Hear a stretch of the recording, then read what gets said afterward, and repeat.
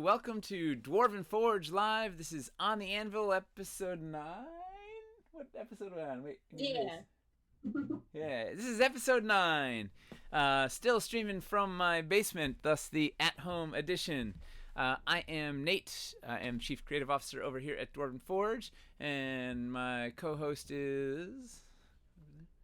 Mace, hi, how's it going? I am the chief co-host of Urban Forge. Twitch Commander! Yeah, I'm the Twitch commander. And today, joining us remotely, where is she? Here.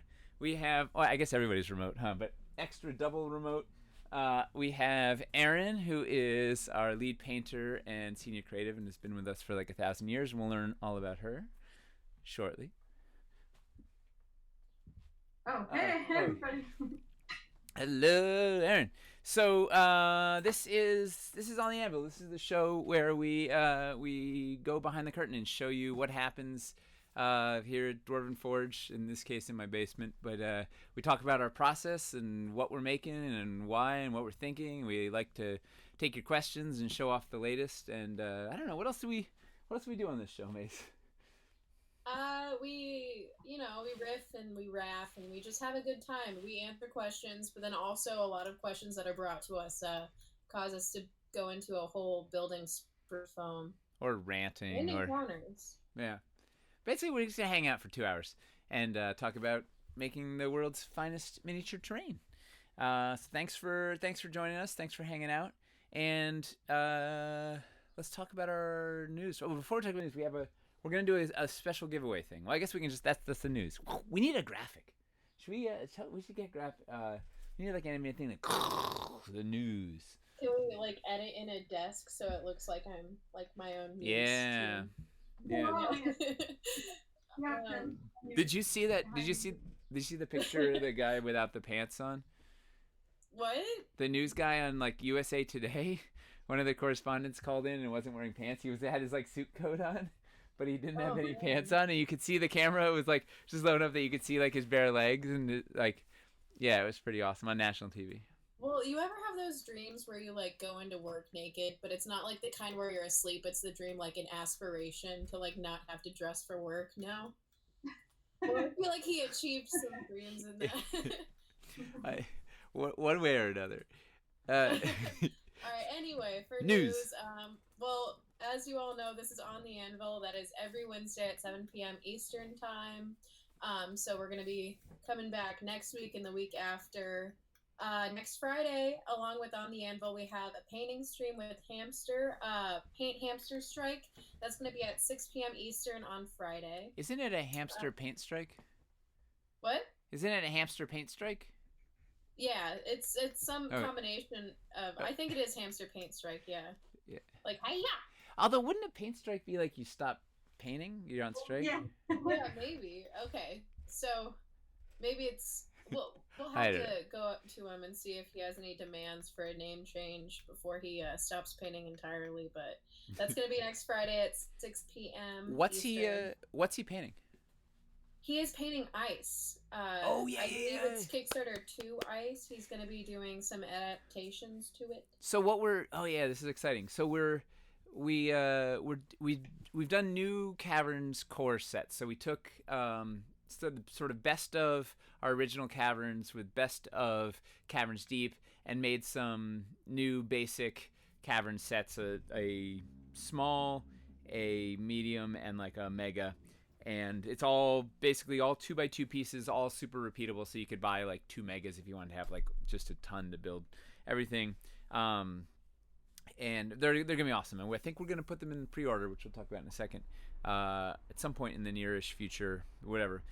But what's also exciting is we're going to do our Caverns Deep ice paint theme on one of those sets, the sort of middle set. It's our version of the remastered dungeon core set. It'll be like kind of a Caverns size version of that, about $100-ish, $120-ish core thing that has everything. Anyway, so we're gonna do that in ice, but that means we need to paint some of the Kickstarter 2, the original Caverns pieces, in ice look to match the Caverns Deep ice look for those pieces. So that'll be kind of cool to see brand new paint on old pieces. Yay. Do you have anything to add about the ice paint on the? We should talk about ice paint when we talk about paint later. I know we didn't talk about talking about it, but let's talk about it. Okay. You're making it. All right. So what else? What else we got, Mace? So then, besides the streams we have this week, the Wormwood Kickstarter is 14 days in, and then I'll go ahead and post a link for that. It is still going strong. It's a dice Kickstarter, which is exciting. I think it might be their first one. Yeah, definitely their first one. Yeah, okay. And then we have all sorts of social media that you guys can feel free to join in and follow, and there's certain, benefits to having that. Like, our Facebook page is currently at 939 followers. Once we get to 1,000, we're going to be having a giveaway on there, which is super exciting, and we're so close. Each week we get closer, but the more people on there, the more likely, you are to get more stuff. And then speaking of social media giveaways, we have another giveaway starting tomorrow, and it's going to be across all social media. It's going to require a photo entry and a build, but it's going to be one of the, bigger prizes. So we're doing a poster and gate, right? Is it? Oh, yes. Is it a surprise? I'm not supposed to reveal what it is. It's not a surprise, but we are waiting to announce the entire thing. But it is a poster and gate, yes. Cool. So that's gonna go ahead and feel free to look that up if you want to get your hands on some more castle bits. And then we have the ancient Jade pillars. I believe they were a limited edition set, and they are back in the web store. Oh, these. So if anybody is missing a little bit of green in their dungeon, that's a great way to put some more in. We did we messed up our initial casting of these during the Dungeon of Doom. Oh wait, we can go. Let's get the close up cam. There we go. Is that in there? So we messed up the original casting, so we recast a whole bunch. We recast extras just in case, and so they've been sort of sitting there quietly. We threw them in the store. So there's semi-translucent Jade limited edition ancient pillars. You're still on the wide camera on the screen. I'm in studio mode. I forgot how to. There we go. How's that? Thank you for. There you go. Yeah. I'm still trying to figure out how to. Oh, look, I got paint on my hands. You're doing it all by yourself, so I totally get it. It's a tough call. What are we gonna? Anyway, Jade pillars, ancient pillars in Jade. Get them while they, because we're not gonna cast that ever again. Woo! All right, what else? There we go. What else is in the news? In Dwarven news. What was that? Dwarven news, not the like. Dwarven news, yeah. Yes. From the Forge, we have the pre-order is going to be coming soon online. I believe there was actually somebody who was able to kind of find the spare few seconds that we were testing it online. It was like unpainted inks or something, right? But like that's going to be coming out pretty soon. Well, we keep promising it. We've been having the app we were going to use for it, or the plugin for our website we were going to use for it, ended up not working, so we had to change that. So, in theory, it's not just coming soon. It's coming for early next week. We're going to or some point next week we should launch the pre-order. And I can't remember what's in this first batch. I think Aranthor Mountains were in there. I don't know, it's a bunch of stuff, and then we'll have another one for the new Cavern core sets, probably a couple months after that, and I don't know what else. We're gonna give it a whirl, but we will let you know as soon as it goes. We'll do an email blast and whatever, but I think it's gonna happen this next week. Hopefully, Johanna thinks she's got the app, the new thing working, and yeah, so hopefully this can help all of you guys get the sets you want, sort of lock them in ahead of time and go from there. It helps us figuring out quantities and yada yada yada. Speaking of email blasts too, there's going to be a Hellscape and a Plaguestone email coming out soon. And for backers of the Hellscape, we actually are going to be giving more info about some of the social goals that were unlocked, like Battle Bards. They were the people that did the music for the intro, and they also did the anthem of the whole Hellscape Kickstarter. That update went out yesterday. Okay, yeah. Great. But it is news in that we do have an addendum. Right. Check your email, guys. That's the news.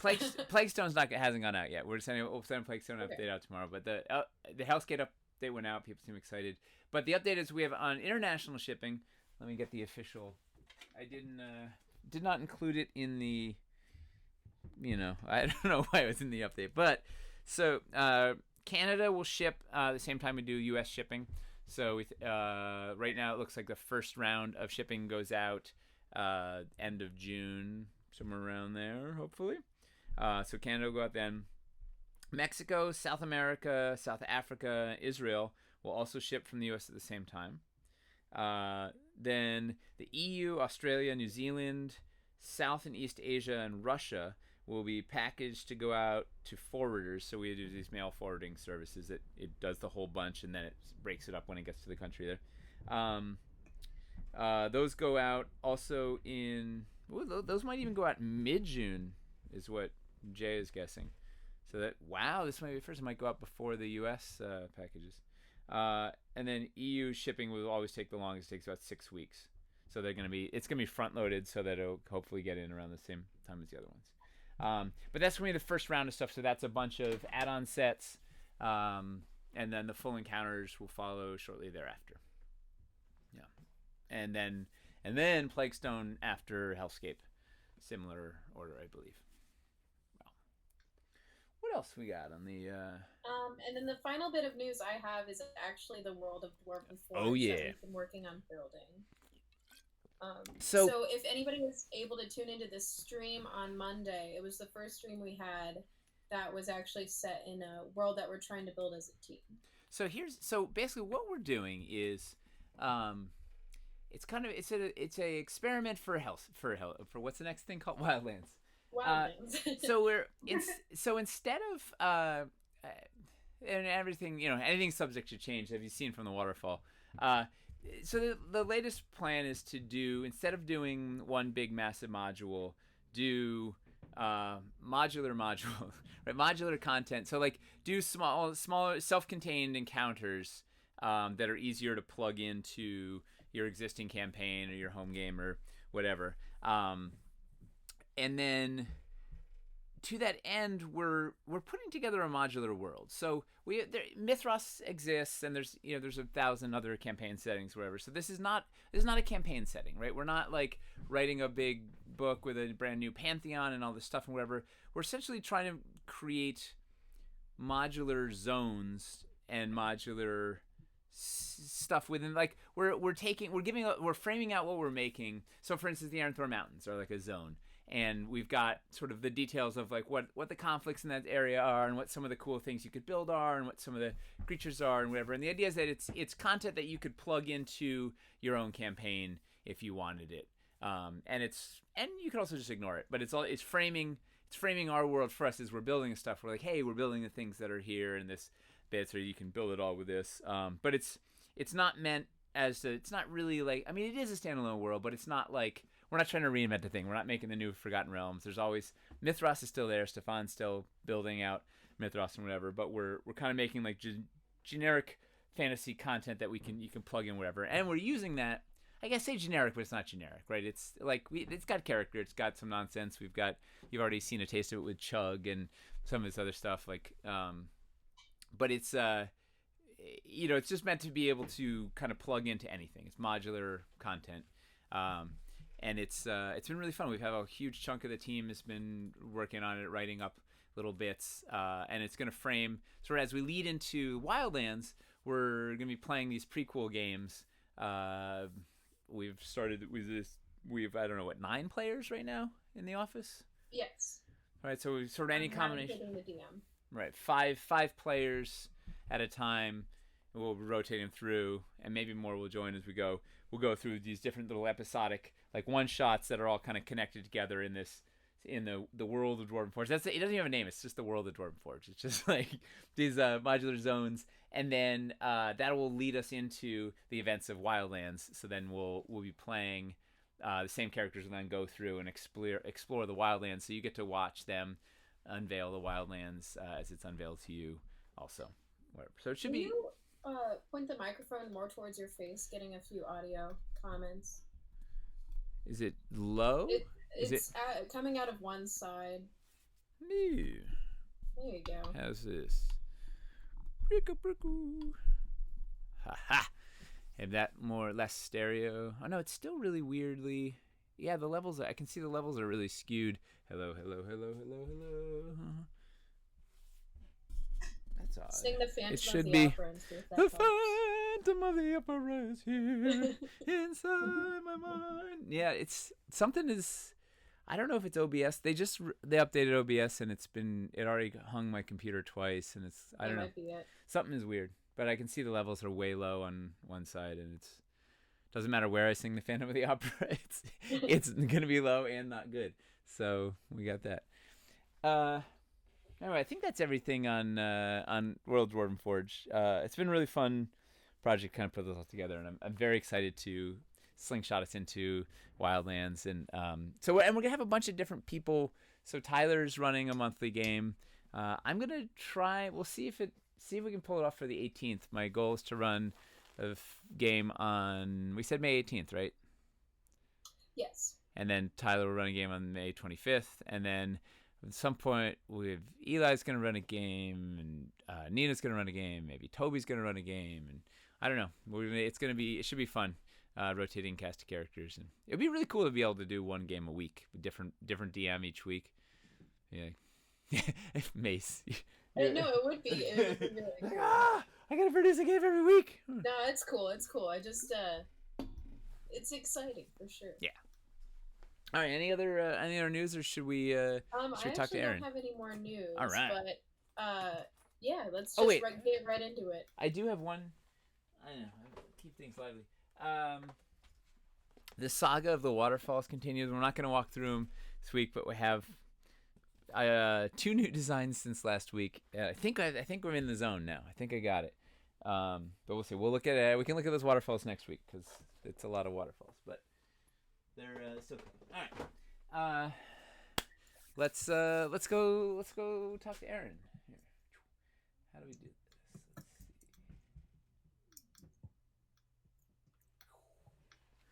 Hello, Aaron. Are you? So. How's it going? We're trying to riff and raff. Is that what you said we do, Mace? Yeah, that's what we do. Yeah, I saw that. You guys did a good job. Yeah. Thanks. What was the riffing better or the raffing? And which?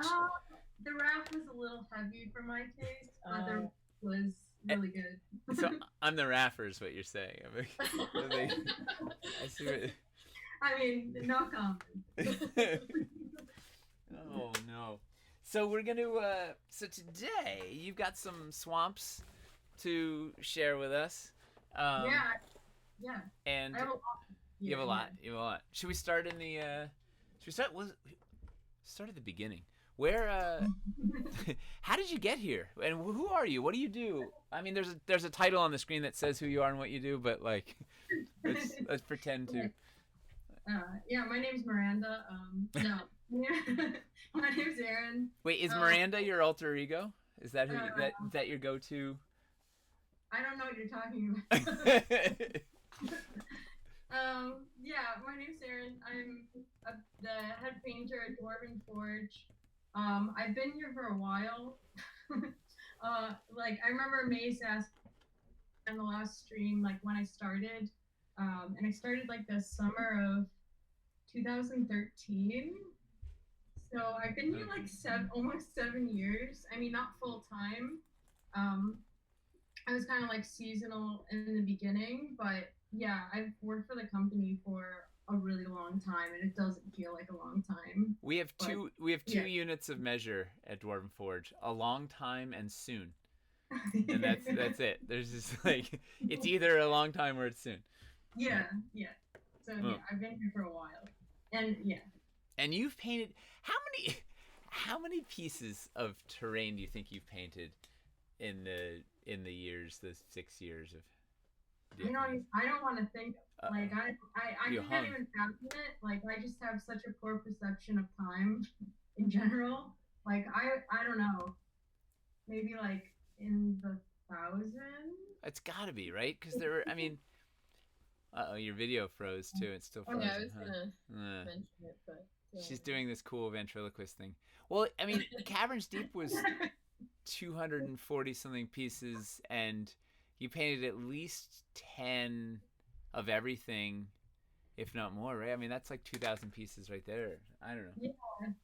Wow. At How least do we that's me. I restart? don't know, like, How do we restart? I don't even know. Well, no, because you're I'm kind of having like a derp face on. Like, It Yeah. looks good. It's a good look for so you. flattering. Yeah. It reminds me of your old profile picture. Do you know which one I'm talking about? with a No. sword. You had one where you specifically were making a very cute face that's similar to this one. Oh, I put it up because it was unflattering, and I was like embracing it. But... What if you, Yeah, Aaron? I think we should embrace this the Aaron, same what if way. you turn off and turn on your video in Okay. Slack for a sec, and then everybody gets to see that you use Nick Cage as your as your avatar. It was also to show off the Nick Cage profile picture. This is just a plan. You just wanted to photobomb Nick Cage in there. All right, but that worked. I'm like, all right. Yeah. So you've painted a bazillion pieces over the course of a long time. Numbers and time. We're good measuring. And how did you get here? Like, how did you end up? The winding road that leads to the forge. I was just the person that Stefan knew from the street. No joke. It's like, so that's one of Stefan's amazing qualities is he'll give anybody a chance, right? He's yeah, like, so I was one of those people. he believes that anybody has the potential for greatness, even though like 90% of the people that he picks up don't. But like, no, but he's like he does, and he just he finds there's some special snowflakes like you that that really did do, and like. I mean, eventually you're gonna find people that are some like worthwhile. Like if you're just giving like a lot of people a chance, and he gave a lot of people a chance. Yeah. Kind of thing, but yeah, it started very casual, like just seasonally coming over and dry brushing on Stefan's in Stefan's living room. We'd have like pizza for lunch. Well, it was from Domino's. It was living room / bedroom / game room / art studio / trash repository / like Yeah.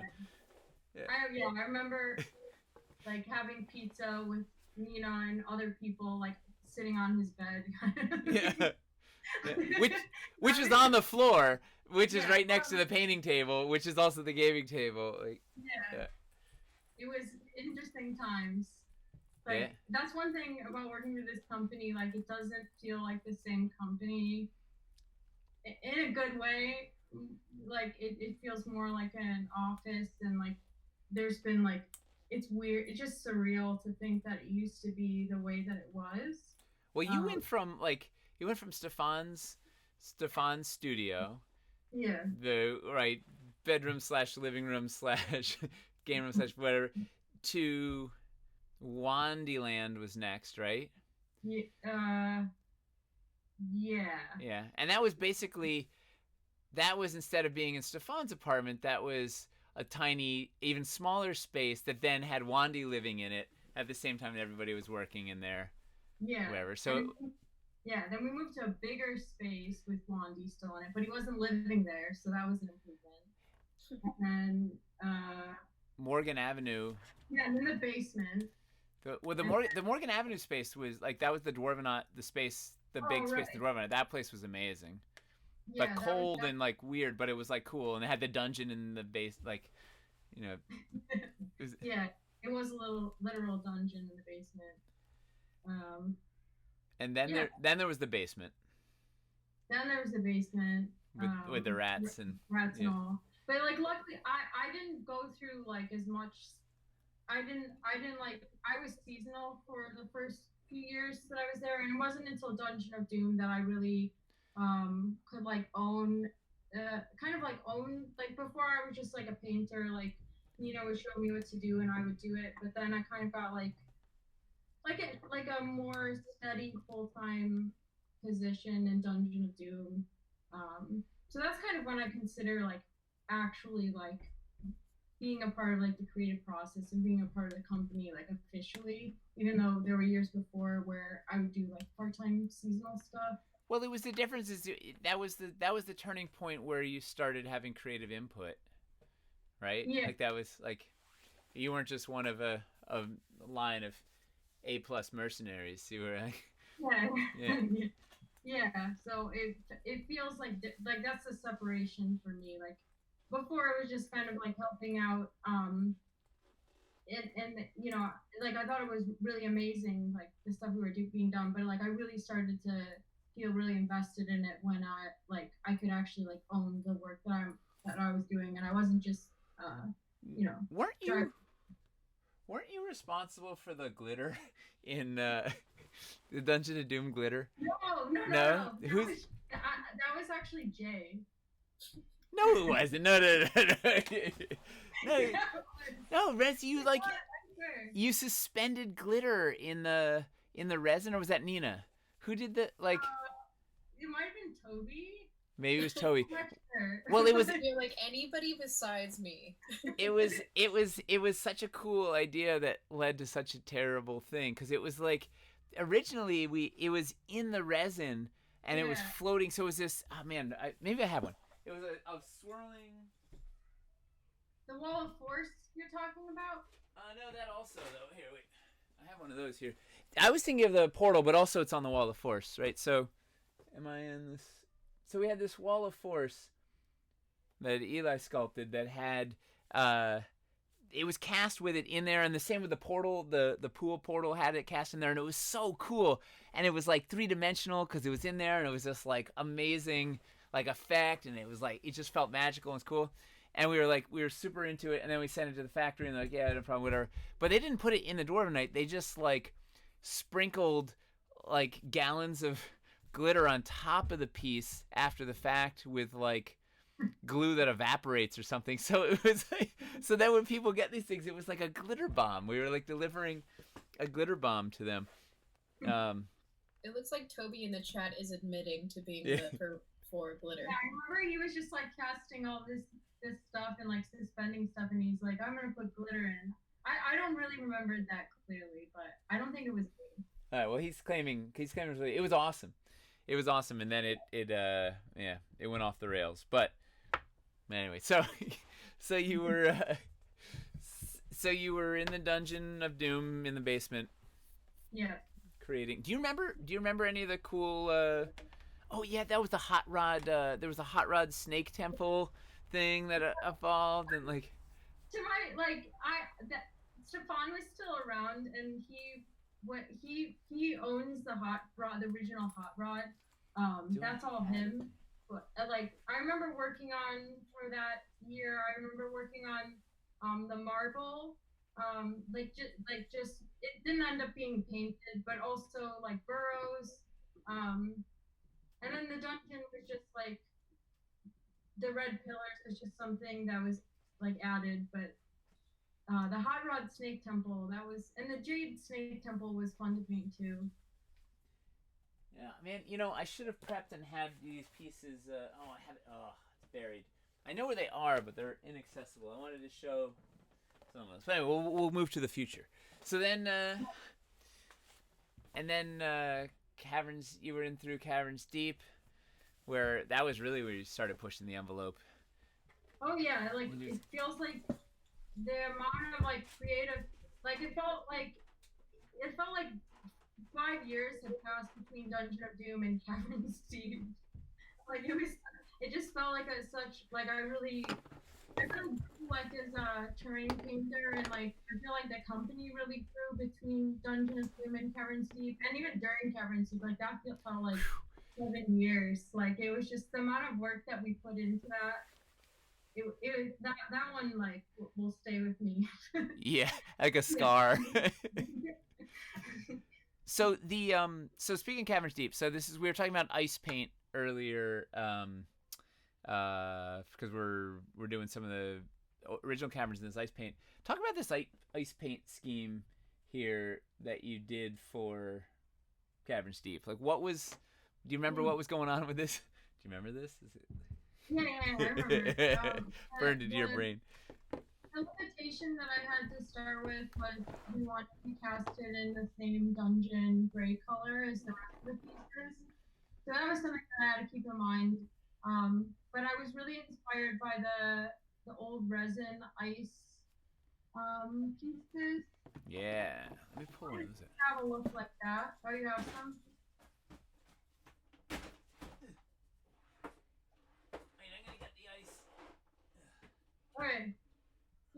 I wanted it to look similar to that. Well, you had the challenge though, the initial challenge of, hey, we're using we don't want to change the casting color, right? Because it's a big deal. Changing the casting color is a huge deal at the factory. It's a real slog. So the goal was you're trying to do this cool alternate, but using the same dungeon gray that we're always using. So it can't really be like completely ice. It's kind of got to be like a cavern that's like frozen over, because some of that base color is going to show through. Because you just base coat it in the blue color, then what's the point of casting it in a different color to begin with? Right, like the resin pieces were cast in a base blue. Yeah. Yeah. And we couldn't do clear like the KS2 ice cavern, so. Oh, I have those too. Well, those didn't actually look that great. Yeah. Like they were too clear. Here's one like. The concept. It just looked like ice cubes. Yeah. Kind of. Which is another thing Toby's done. It's like, yeah. That was a good one. Yeah. That was good tools. Yeah. Yeah, I mean they look cool illuminated. I love sticking lights underneath them, but yeah, I much prefer when painting terrain. Like I think I prefer like a more natural look as to something that's like fantastical, like the clear KS2, for example. Like ice caverns don't actually look like that. They're stone underneath them and they're like frozen over. So yeah, I guess I was trying to go for like a more natural look with the KS6 pieces and also ice pieces, and also like having to with the limitation of the casting color being the same as everything else. How do you balance like? So you're trying to achieve reality and fantasy and a thing that looks cool on the table from 4 feet away. Yeah. Like, how? Also, the limitations of the factory is like another thing. That's a huge. Yeah. Yeah, it just Right, because there's paint schemes that you've done and can do that are way too complex. Like they can't do that, right? There's a limit. We can't do 47 different steps and different colors and things. And yeah, I mean, it's been a tough lesson to learn because at the beginning, I didn't actually realize it for a while, and like I feel like I've gotten a grasp on it when I've had to paint the Dread Hollow over in a new, simpler paint scheme that the factory could handle, and like the swamps. I feel like it's like you don't want to focus. Like I think the sculpts are really beautiful and complex, and they do a lot of the heavy lifting.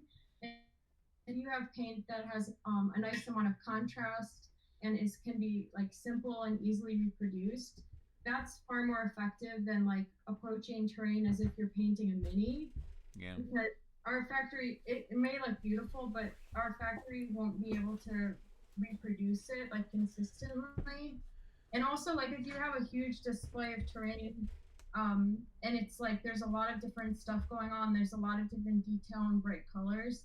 Like it's just too much to look at once. Like I feel like simple, as far as paint, just looks better.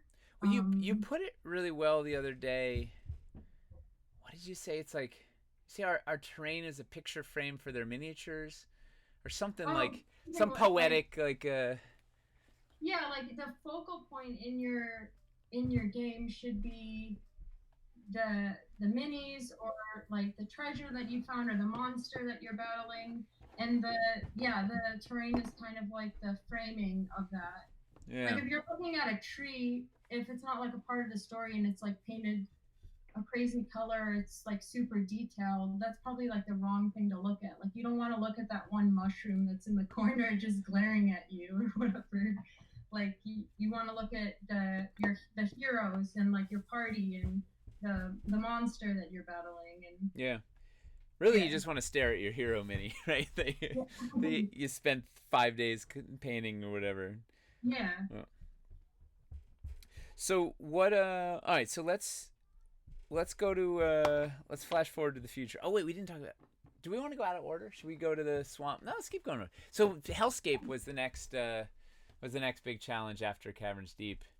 Actually, do you want to talk about the Underdoom challenge, or oh wait, you know what I also have too? This Do these give you flashbacks? Oh gosh. The Jesus. these mushrooms. Like, what was right? We went through. I remember going through so many iterations on these mushrooms. Let me get the bigger. Yeah. The thing, like my first like 5 iterations of the mushrooms, it was just too crazy looking. Like it looked very much like Ronald McDonald Happy Toy. Like it was just too cartoony. It wasn't like gross or like alien like they wanted them to be. It was just kind of like too just didn't work. It took a long time to get colors and stuff that felt right. Well, some of them worked. It was just like they weren't like there were a lot of really cool. I mean, you must have done 20 mushroom designs. It was absurd. Like, some of them looked really really cool, but it wasn't hitting the right emotion for or whatever. Like it was a really hard, it wasn't like doing it right. It was like trying to find a thing that resonated with the rest of it and whatever. Yeah, it felt like it had to be like it's a very specific sculpt and like it needed to have the right colors, and it just took a long time to figure it out. Yeah.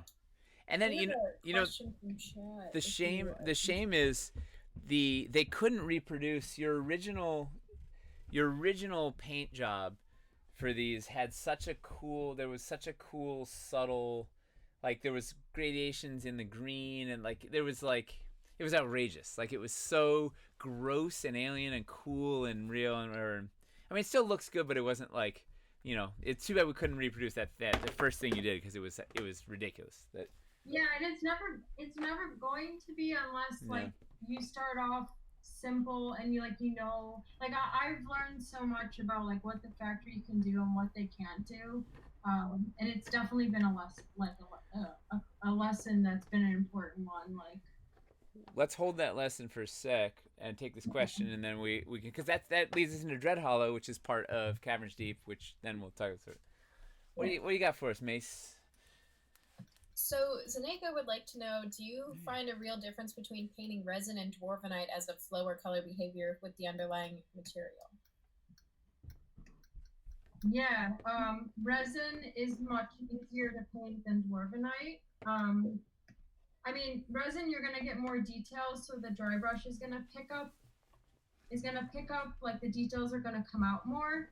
But like dwarvenite isn't hard to paint. It's just, I guess I'm speaking from like it always feels different when I paint the resin prototypes, and then a year later I'm painting the dwarvenite actual pieces. Like it always picks up the paint a little bit differently because there's a little less detail in the pieces, but I don't know if it's just something that I just noticed because I've painted so many of them. But yeah, it has a little bit less detail. It loses a little bit of detail in the dwarvenite pieces. Do you have to approach it differently? Yeah, I think I can't really. I have to, like, sometimes it's just like I go from like like if there's a scale of like dry brush pressure, I have to go from like an 8.2 to a 6. An 8.2. That's it. What happens? Like if my hand's like automated for dry brushing. Like. What's the scale? Is 10 the most? 11. Yeah. 11. It's got to go to 11. Yeah, turn it up to 11. Yeah, you got to go to 11. Nick Cage would go to 11. I'm just saying. Yeah. Like... Nick Cage would go to 15. Googleplex. Were there any other? Was that the whole question to ask? It was just the difference between resin and dwarvenite, right? Uh-oh, you're muted. Or your feed cut out. Oh no, sorry, wrong mute. Wrong there's mute. Been questions about what dwarvenite really is and if it requires a clear coat or a primer or base. It's our own proprietary blend developed by dwarves from ore mined deep in the Aranthor Mountains and forged in the Everember. It's our own proprietary PVC blend. But for more details on painting it, I'll pass it over to Aaron, lead painter and senior creative. Aaron, what tricks do people need to know about painting Dwarvenite? You don't need to prime it. That's the nice part about it. Should I wash it? Yeah, you don't have to. You don't wait. What? I said, should I wash it first? No. I mean, I've never washed mine. I don't think you have to. No, you don't. And sorry, I went blank there. Throwing curveballs at you. You have to prime it. And do you need to seal it? I don't. No, I don't think you have to seal it. It takes the paint in my experience hasn't chipped off. Yeah, and I mean I throw stuff into buckets, into bins, into whatever. Like we abuse it, and it's pretty. You know, it does. I will say, so our favorite demo at conventions is you hand person a piece. They like marvel at the detail, and you're like, yeah, you like it, and you just like throw it on the ground in front of them. And those are like the hard convention. I totally lost. The convention floors are like concrete, and then you like stomp on it, and then hold it and say, look, it's Dwarvenite. By the end of By the end of a convention, if you do that like 500 times to a piece, it does. The paint does get a little dinged up. Oh, that's good to know. Yeah, so keep an eye on if you were. I don't. Yeah, the only thing I've sealed here is the resin pieces because they do get dusty and the paint does chip off. But I've never had that problem with like Dwarvenite that I've painted. No. And but I don't throw mine around a lot. So it's for people who are like prone to table flips and going to conventions and stomping. Yeah, if you flip your table like 500 times, like you might ding up your stuff a little bit. But you'll probably ding up other things as well. So. Yeah, you might have your life might be a little dinged up. Problems. Yeah. Chip Dwarvenite is the least of your worries at that point. You're like, for sure. So let's talk about the Dread Hollow Forest a little bit and some of the learnings there, because this has been, because it bleeds into the wonderful. Wait, this isn't Aranthro Forest. It bleeds into Wildlands Forest. All right, so here we got. So this is, look at this thing. This is a factory. This is a original factory paint job on the forest piece. So what have we learned? What's the story of the Dread Hollow Forest, Aaron? Tell us, take us on a tale.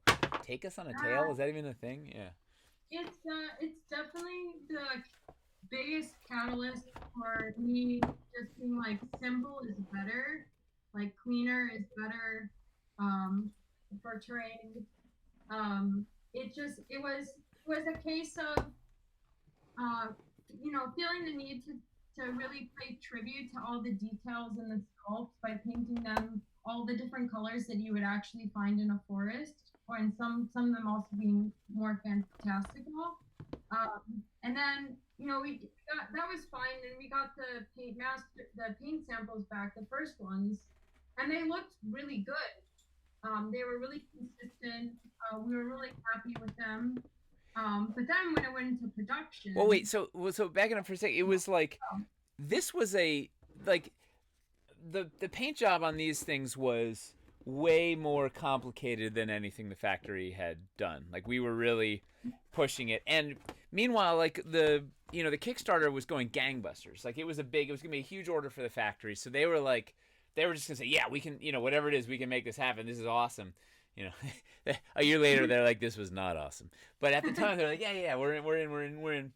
And they didn't really put any limits out there. So you were really going in like, the beetle is blue and the centipede is orange and the berries are a different orange and the mushroom is a thing. Like there were a lot of colors in here and a lot of detail and a lot of stuff. And they worked really hard to make the Painmasters great. But then. Yeah. Then I went into production, and I remember opening the first box, and like I was like, "Oh, this is really this is a lot. Like there's a lot going on. Granted, it doesn't look bad, especially like if you're not really up close, like looking at every detail. But it doesn't look anything like the originals that we sent.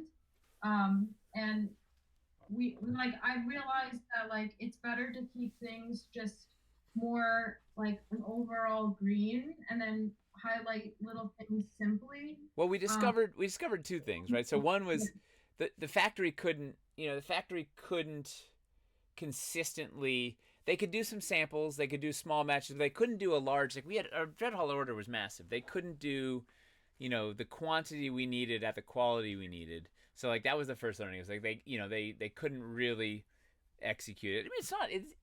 This piece looks good. Like especially on the table from 4 feet, it looks great. But it was not what it not at all was intended. And it was the big problem is the inconsistency. So like the piece A and piece B, same casting, different painter, a month apart might look really different. So that was one of the big things. Was it was kind of there was the consistency was just like bleh, not so great. And then the other learning was it actually didn't kill us. Like simplifying, actually, I think it looks better.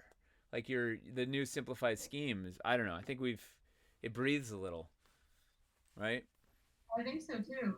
Yeah, I'm really excited about it. It's just like, yeah, it's definitely like it's. I mean, I don't know how it's gonna work in production, but I'm really excited about the way that it looks now, and like I think it'll be much easier for um the factory to produce in like bigger numbers. Well, and basically what happened was as we were getting ready for Wildlands, you're like, what am I matching to, right? Because you're like, we have all this stuff that needs to match the forest, but these forest pieces, we've got four different, these things. They're like four different same piece could have four different looks to it. Like, which one am I matching to? Where are we at? And that sort of caused us to pull back the satellite. But like, all right, we need to figure out how the factory can get consistent. So you have something consistent to match to, so the new paint will match the old paint, so that whatever. So that led us down the path of like, hey, let's simplify the paint scheme so they can actually execute it the same every time.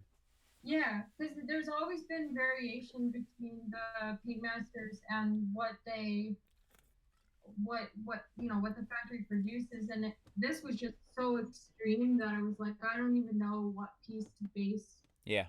the paint scheme off of, and that's just a huge problem because like I want the paint to look consistent as possible, and like even though it looks good and like I think it's still very beautiful, like I just want it long term to look good across the lines, to like look consistent. Well, that's what you want, is you want people to, if they buy a set now and buy a set in a year, they're consistent, and the thing we make 2 years from now will match. If we make a new forest thing, it'll match all that. Can you show off? You have some of the new, new cleaner. Let me switch you this thing.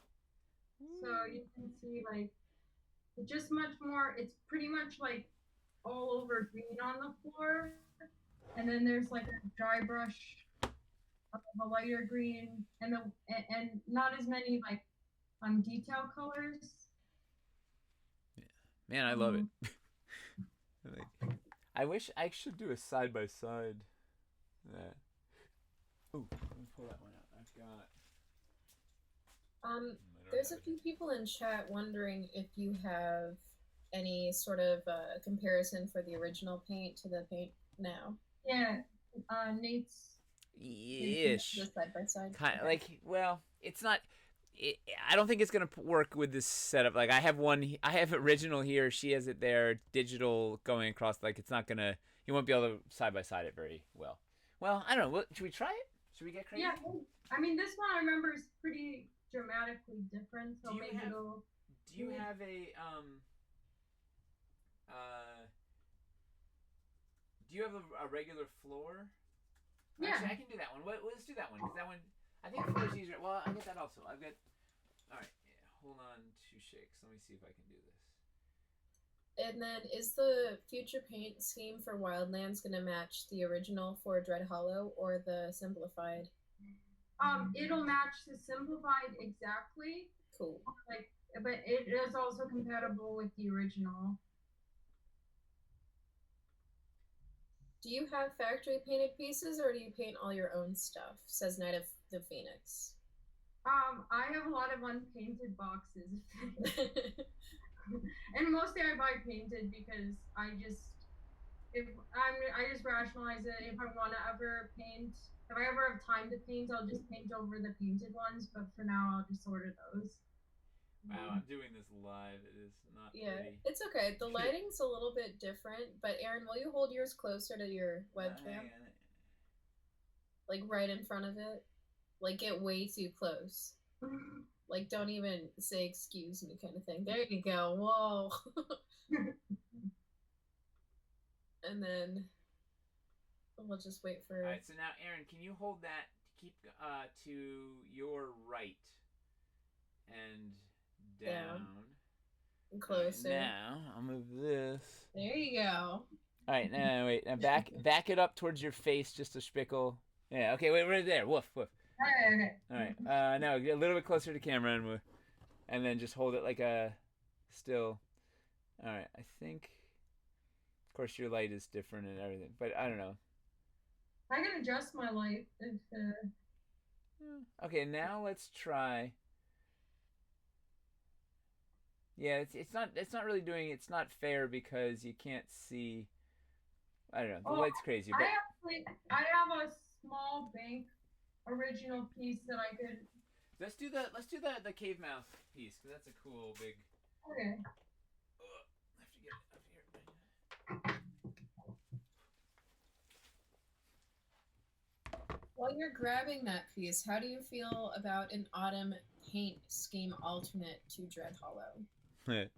Chat was asking, not just me. Oh, I thought you asked it. I mean, that is something I want, but it wasn't me. It would be it's very specific, but it would be awesome to do. Like, nice is I think that a lot of the paint scheme pieces also like lend to like the one that Nate has. It already has some dead leaves. Oh yeah, there's like a ton of fallen leaves over all of these. The macaroni and cheese leaves. Yeah. All right. Can you so hold that one up to your right, closer to camera. It's as the light from above is so hot. If you go down, well, oh yeah, ooh, oh that helps. Wait, oh yeah, go right to the right a bunch to the right. All right, now can you come towards camera a little bit?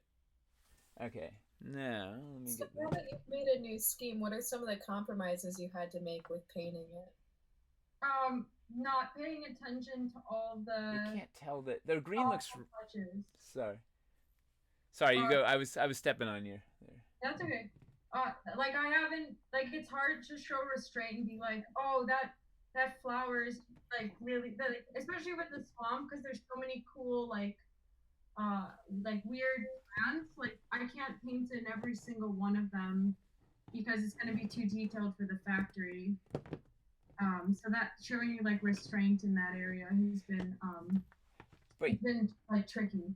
What's nice is it leaves room, like if people want to then get the thing and plus up the little thoughtful touches themselves. Yeah, that's a good point. It's easy. It's a tough comparison because you have a warm light from above. Like the green looks radically different here. It's not as we'll get some photos to you guys in it. Like it's not really. It's kind of hard. Like it's a tough judge. It's you can't really see them in comparison to how they actually look. A lot of people say that they do prefer the less green brown details of the original. Don't look at the color. Like we should never have shown them side by side because it doesn't like it's not like it's Apple. We can't compare them. I'm on a DSLR with 3 different color corrected lights. She's got one hot light on a webcam. And a 2-headed. It's not like don't worry. They look awesome.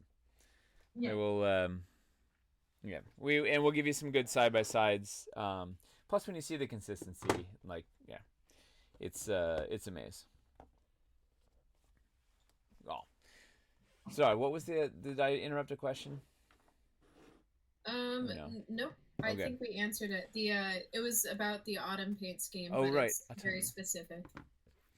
Oh, you know what? Speaking of autumn paint scheme, let's take a break to show the fan build of the week.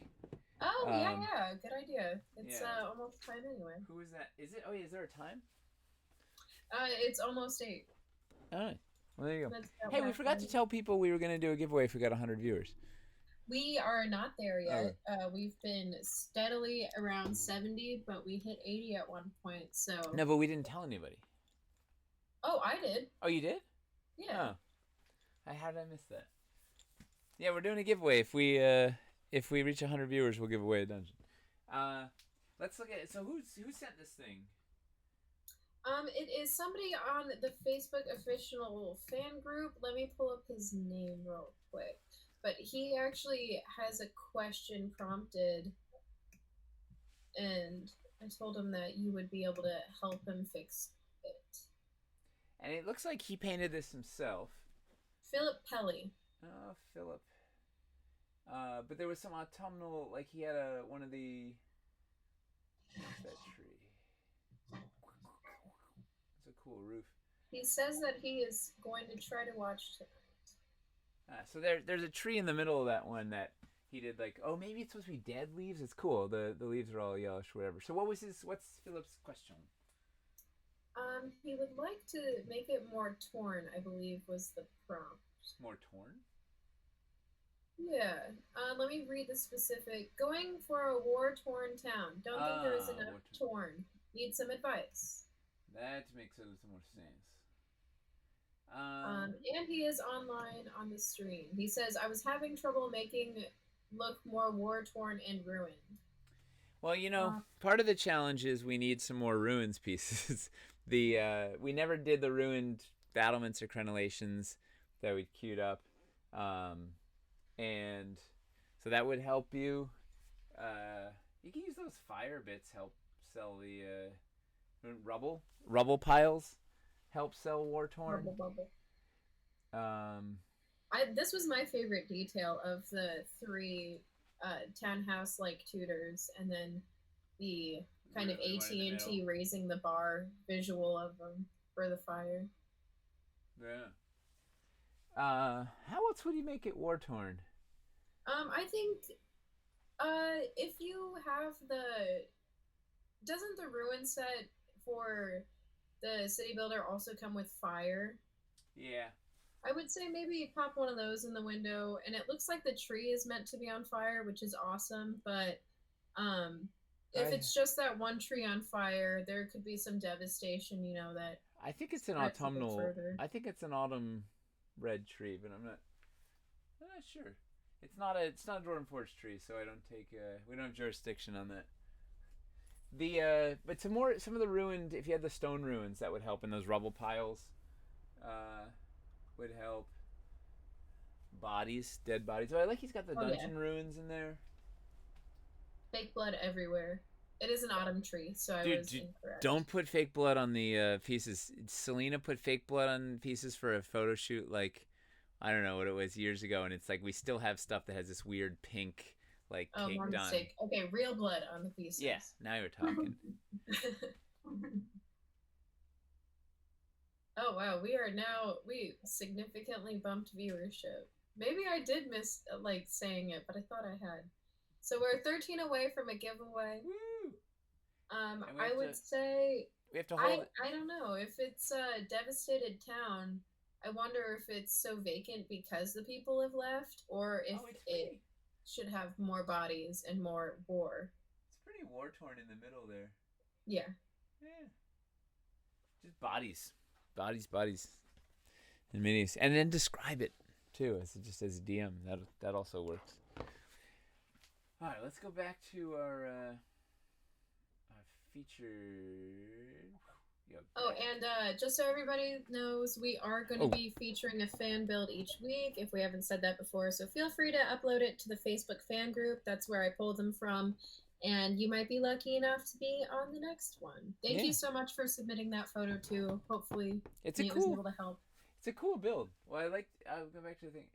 It's, once again, it's fun to see all the compatibility, right? There's Aranthor Mountains, there's caverns, there's dungeons, there's city, there's castle, there's Dread Hollow Forest. There, it's the whole family kind of all there together. Looks like there's docs from Tabletop Things. We love those guys. There's like, well, and home paint job. That's awesome, impressive. That cool little 3D printed roof or wherever that roof came from. Where did that domed roof come from? That thing's cool. It is cool. Yeah, I like that it style. doesn't exist. All right, so back to thank you, Philip. Thank you for your creativity. So, Aaron, so we have a new paint scheme in for Dread Hollow Forest. So then we went into should we go into the swamp? Oh, do we want to talk about Hellscape before we go to the swamp? Let's get crazy. Let's get orange. What do we got? I actually have some of the paint samples, or yeah, the paint test shots from the factory. So let's go full on you. I have to say these more than any other ones that I've gotten back are pretty indistinguishable from the ones that I sent, which it just is really exciting. It looks on your camera. It looks really good. Like the yellow is glowing like crazy. It's outrageous. It's not actually that bright in real life, but it looks really good on your webcam. And what was the challenge on? What were the challenges on this paint scheme? Because this is throw that one up real close to camera. Let's see that the lava fall. Look at that thing. Oh. Can we see now it's all blown out. Oh, there you go. I love that. Yeah, they did a damn good job. Yeah, it's really good. Yeah. So what were the multitudes of challenges on this? The whole idea that it had to be transparent, like that it had to like light up, that was a challenge to begin with. And like in the beginning, the idea was just that the newer pieces, the new larger pieces would be the transparent ones, and the old KS6 like remasters of them, they wouldn't be transparent basically at all. And through that, like through trying to make the KS6 ones more interesting, I realized that they needed to glow as well. Well, once you had that glow, like originally we were just like, well, probably just like the lava, the magma flow will glow, and that'll kind of be it. And then you were exploring this like glow between the stones and all this stuff, and it was awesome. Yeah, kind of like halfway in, I was like, oh, this looks much better. It'll be more complicated, but this looks much better and more realistic. Like if every single crack can glow when you put it on a light panel. Yeah. And it's really dramatic. Like I just love how dramatic this set is. Like it's just like you see it like from across the room. Like even when it's not illuminated. How many? Do you remember how many different variations we were like? You did a bunch of passes on this till, I mean, all these things. I don't think people realize like how many iterations. Like, there's a lot of experimenting before we settle on a thing. Yeah, I lost count, but it was up until it's usually up until I send the paint masters to the factory that I'm like changing things.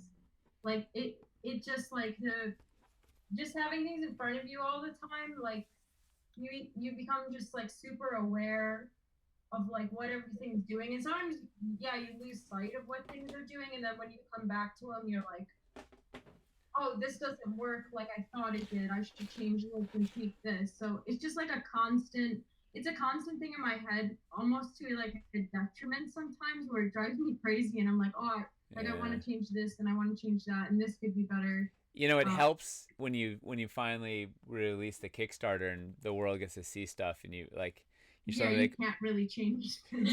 Well, A, you can't change it, but B, that you're like, oh, okay, I'm desensitized. I've been staring at this thing for 9 months, so I'm like used to it. And then these people see it with fresh eyes, they get like so excited. You're like, oh, okay, I guess this is kind of cool.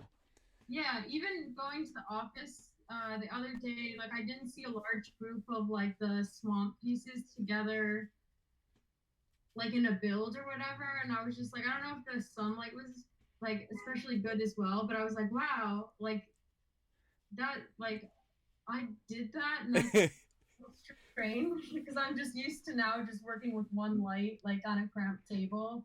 That like just seeing the office, like going back into the office and seeing everything there, I'm like, oh wow, like I'm a part of this. Like I just feel like, yeah, I just have kind of like, it was kind of like a wake up of like, oh, like, I don't know, sometimes like in quarantine, you just forget like what the office was like and like the work that we did like as a whole. So I miss it. Yeah.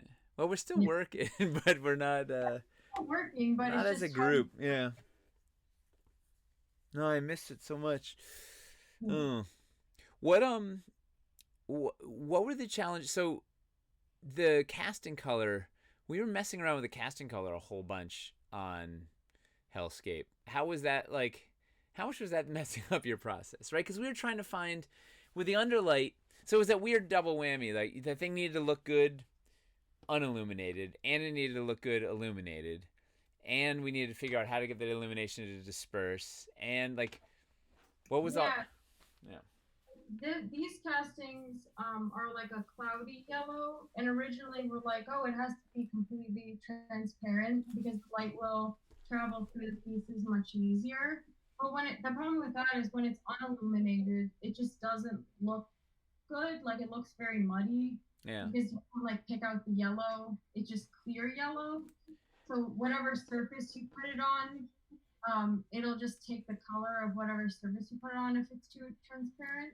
Yeah, Toby experimented a lot with the casting color. Like he was really, I feel like he kept trying. You know, the mad scientist, a drop of this, a drop of that, just find the right thing, and it turned out like semi-transparent, like it was, or semi-translucent, right? A little bit cloudy really made a big difference in dispersing the light and not Yeah, having it pick up the table. And yeah, it definitely was like a balance.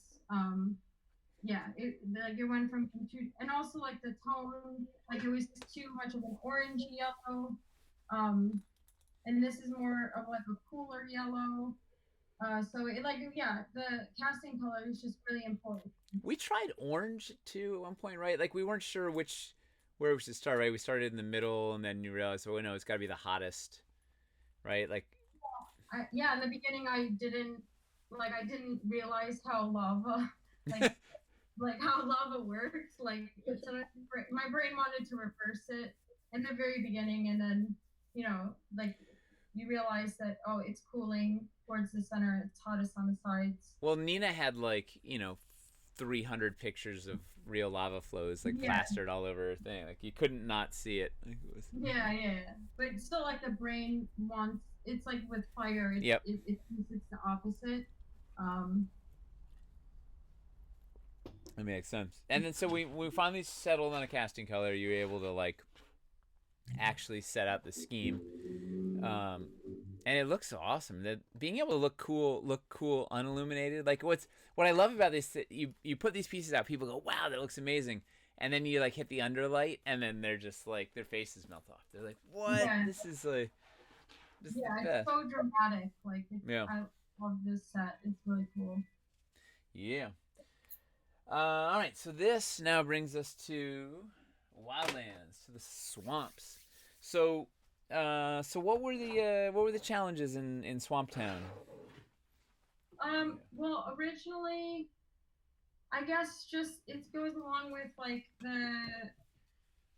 whether we skew more towards fantasy or we skew more towards like reality in the swamps.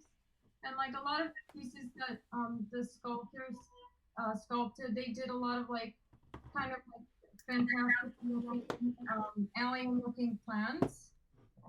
And my first instinct was to paint them like really bright, kind of like unnatural colors, kind of like I did with the mushrooms. Why do you think you go there? Like, what's the just because you want to draw attention to them and like have them be contrasted from the swamp itself. But there are like problems with that, like going back to wanting to keep it simple, and then also as a whole, like it just felt like too loud as well. Like it felt like too cartoony in a way. Well, the other challenge you had, right? So one of the mandates was they need to match the back of it needs to match up with the forest pieces. Yeah. Right. So we want this to be compatible with the forest pieces. / we wanted to work with the forest transition banks that already exist. So like you were already kind of boxed in a little bit on like where you could go, just to start. Let's see if all right, we needed that. Oh, we can't even see it. So then that on top of alien plants and whatever. Right? So these are the old pieces. These are new pieces. They needed to kind of work nice. So and this is the paint I have up here is the old paint. So what was and everything has to look good on negative space, right? That's the other thing is like you don't know what is going to be underneath the thing. Yeah, I mean that's a whole nother thing with the terrain trait art. But and going back to like the negative space, the banks we found out were the only true opportunity to make the edges kind of more swamp like, because you're right, like the other side has to line up and be compatible with the forest pieces, the already existing Dread Hollow and the new forest pieces. So it's taken a long time to just having to go back to the Dread Hollow and simplify that, and then come back to this. It's gone through even more iterations than I kind of anticipated. But I really like the overall look, like especially the banks. I feel like have a really nice swampy feel to them. Do you want to show the new banks? So having then modified the Dread Hollow, you had to then modify these banks to work with the new. Oh, let me show you quick the look at that. So this is like I'm showing the banks on negative space. Right, so that's what it looks like in water. They also need to look cool.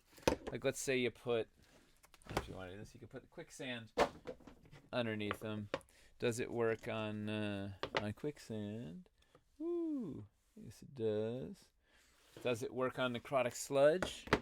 I know what the answer is. But... Woo!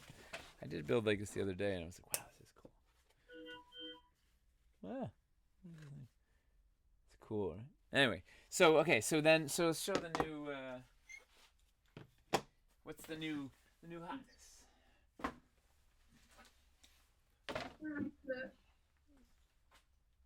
So the new ones, it's the same like the new paint scheme, the clean like green for the most part color palette, and then the edges are kind of like deadened, with black and dead plants, which is like the same dry brush for the tree, but I put it over the plants, and there's this like green like toxic sludge. You know what I should do? Let me get I'm gonna pull up the you sent me that cool photo. Yeah, you probably can see it better.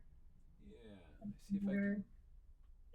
The lighting here is not so great, but and then there's we still kept the bright color, but much less, like little details of purple in different places. And yeah, it's like pretty simple to the Dread Hollow stuff, the new stuff, but it's like I don't know if you can see, it's like it's the same kind of green, and it transitions really well. When you're mixing purple at the office for the countless amount of purples we have to paint, what is your standard ratio? I like a more bluish purple, so I'll use like 2 parts baseball blue to 1 part regal red. And then to this one, I really wanted it to be bright, so I added a few drops of white to it to lighten it up. I didn't want it to be like a dirty purple, so I didn't use like a cavern dry brush or whatever. I just used like a pure white. And what is it that's purple? Is it a bug? What? What is it that's purple in the sculpt? I can't really see it. Yeah, it's the lighting's really bad, but there are some mushrooms in the back. Oh, nice. Yeah, and then there's this little frog. He's purple. Yeah, heck yeah. And then there's some like flowers here. The lighting's just so bad. It's okay. Hang on, I'm pulling that piece up. When you're choosing an accent color, what's your go-to? Is it normally purple, or do you play around with whatever's natural? No, I had like purple and orange going on before, and um, in the Dread Hollow, like the main accent color was red. So I felt like I had to pick main accent color for this, and I felt like swamp purple is kind of like creepy. It can be like the combination of like purple and green is kind of like toxic. Yeah. So I thought it would go well with this. And like if you have the yellowish greens, the purples, um, they really like pop next to each other. So I thought it would be a good choice to have the purple in there. It probably goes well with those mushrooms also. Yeah, yeah, same kind of like same kind of feeling. All right, so I'm transitioning, and this is the I have a nice photo of that piece that you were holding up. Ooh. This is the actual. This is from it's from Aaron's apartment in the light box, so you can see. Yeah. So like this kind of illustrates how the difference. If you guys saw the piece that she was holding up, that's the exact same, literally the exact same piece that this photograph is of. So you can kind of see the difference. Wait, actually, for fun, hold that piece back up in the middle of the camera. I'm just gonna go back and forth again so they can see, like how I'm just going back to like when we showed them the let's see that. You know, we were showing you the new paint scheme of the Dread Hollow, and that's what it looks like in her hands, and this is what it in her camera, and this is what it actually looks like, right? So this is like, so don't judge the webcam. Right. It's too hard to get. But anyway, this is what the piece that she's holding up actually looks like.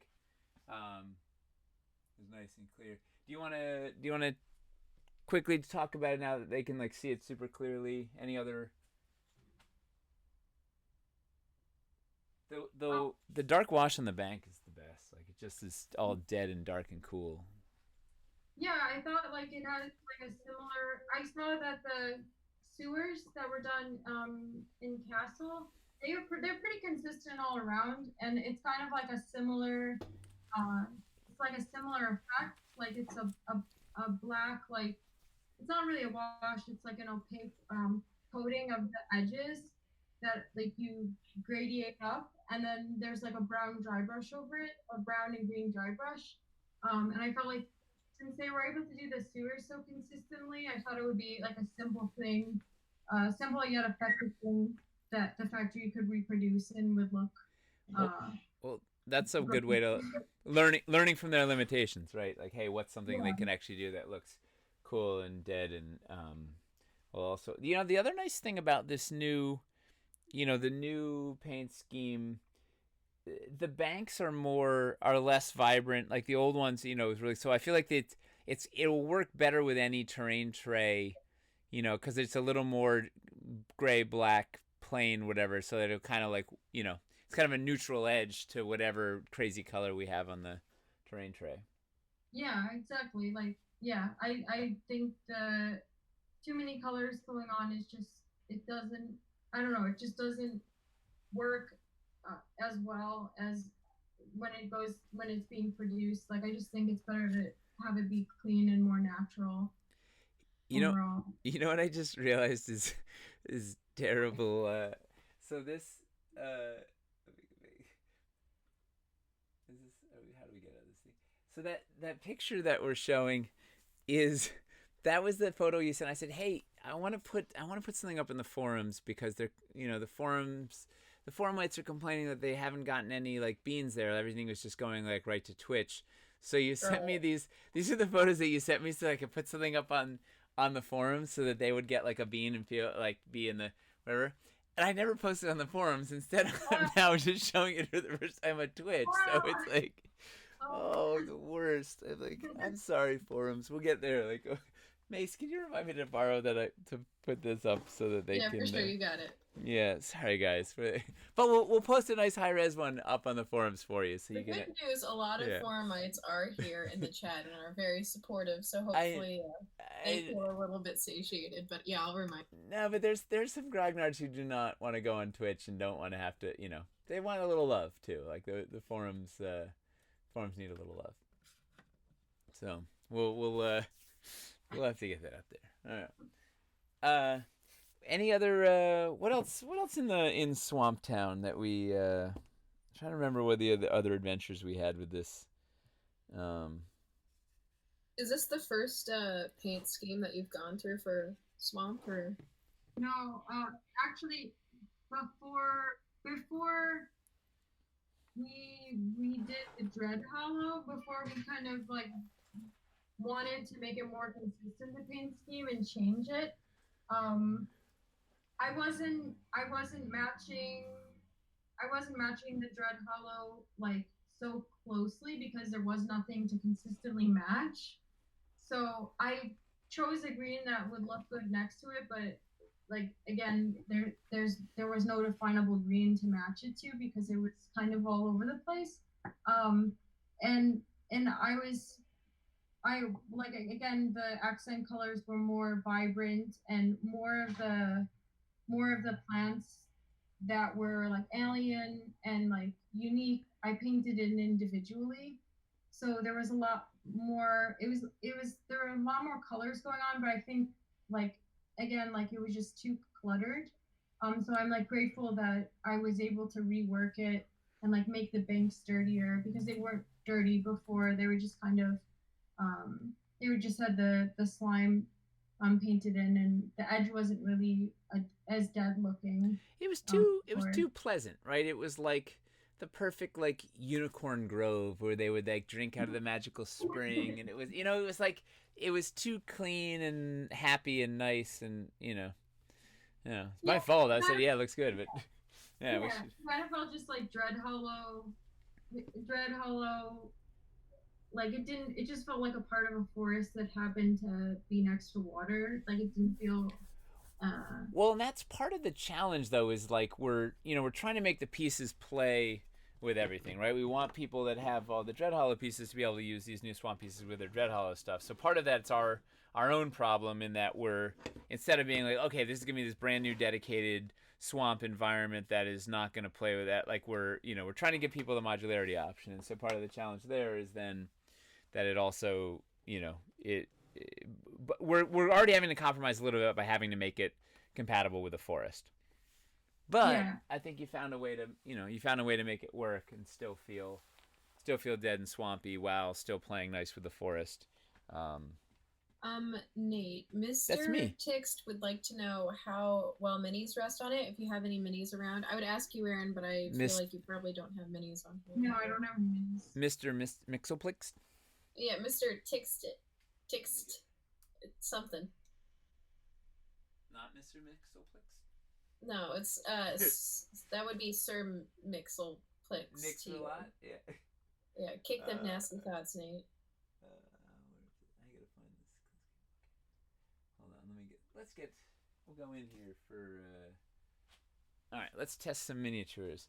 Let's say Gary Gygax walks into a bar.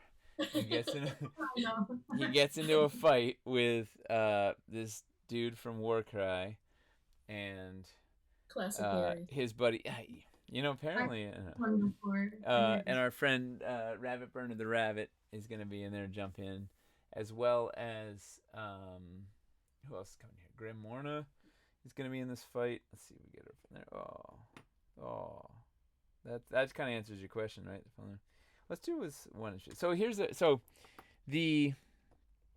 so minis without a circular base. Sort of. Rabbit Burner says shout out to the rabbit. Yeah, thanks, Rabbit Burner. This is a neat. Yeah, if you come see us at a convention and you bring a cool painted mini, we'll use it on a thing. This is Rabbit Burner brought this when he came to visit the studio. So this is also kind of a cheaty piece because there's a lot of flat. Well, we want to make a lot of flat. There's a lot of good, easy, playable space. But this rock is questionable if you've got, and this little hummock or hussock or whatever. What's the little tussock of grass? Eli is like, what? You can't. You should know exactly what that plant is. He's like, okay, the ones with bases work better, I think, in general. You should slap the table a lot and do an earthquake test too.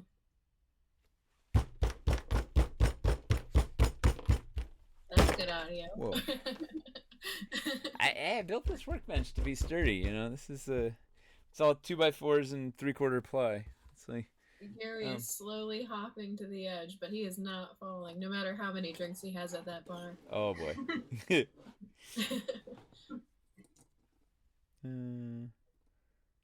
Let's see that.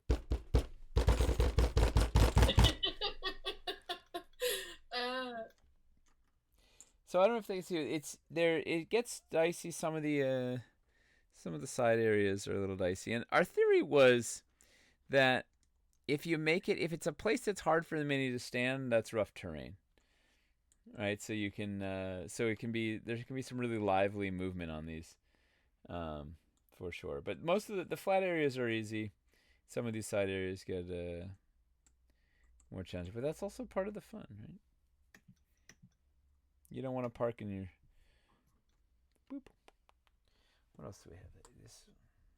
This one's got some rough. Let's see what's on here.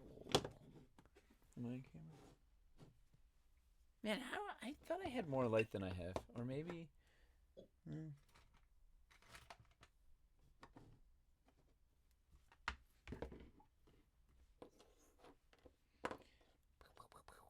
Wait, it's really late for Rabbit Burner. I'm so impressed that he keeps. He's the Energizer Bunny. See what he did there? Whoa! Like this new There's game. a blade like coming at us.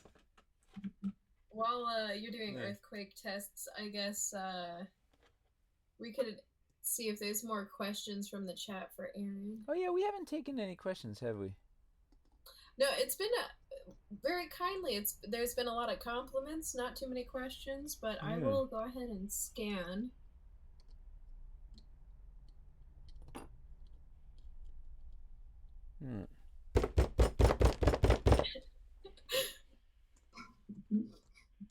I guess so there's the question for sculptors where it's like, have you ever like damaged a piece or dropped it and like totally messed up? And you have a different issue with resin, right? Oh, yeah. The swamp banks are very fragile, and I've definitely broken some of them. There's I can be very clumsy, and I've definitely like spilled over paint, and then had to run to the sink to quickly wash up the paint before it dried. Is that what the question was? Kind of, yeah. Just like how what's the biggest mess up I guess you can do as a painter. CZath01 would like to know if you can provide a quick and dirty on tree canopy painting. I'm guessing just for hints right now because we probably aren't going to do a whole tutorial. Wait, we have a video. Oh. Right? Isn't there Dwarven painting? Yeah. We have a video. Right? Am I crazy? Didn't you paint the Dread Hollow Forest in the Joy of Dwarven painting? Yeah, but what piece are they talking about specifically? The tree canopy tops. We didn't do the. I believe there's a handout for the trees, the branches, and leaves themselves. But in the video, I think we just did, if I remember correctly, just tile on themselves. So that's available in the resources on the website? Yeah, I believe so. Okay, I'll find the link and then I'll post it for everyone. Ooh. Man, I'm like, oh, there we go. Oh, no. No, great morning, Phil. You know, my dad and I built this workbench, and it's fun to pound on it because it's like, it's really, it's also bolted to the wall, so I don't know if that is cheating, but. Well, now instead of hearing the little pitter patter of feet upstairs, yeah, we get down here. Me slamming on the worktop, which is a lot of fun. Oh, there we are. Okay.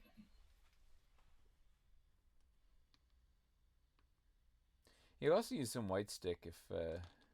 Oh yeah, for sure. White stick is a very good thing to have on hand if you're a DM in general. With terrain, With terrain, yes. Or if you like want to do really nasty spitballs, it's a good thing to have on hand. Oh man, my uncle showed us how to make spitballs when we were like, I don't know. We went to visit somewhere. Where were they? And it was like life changing. I like couldn't believe spitballs were like just blew my mind. Like with the straw, it was just like, yeah.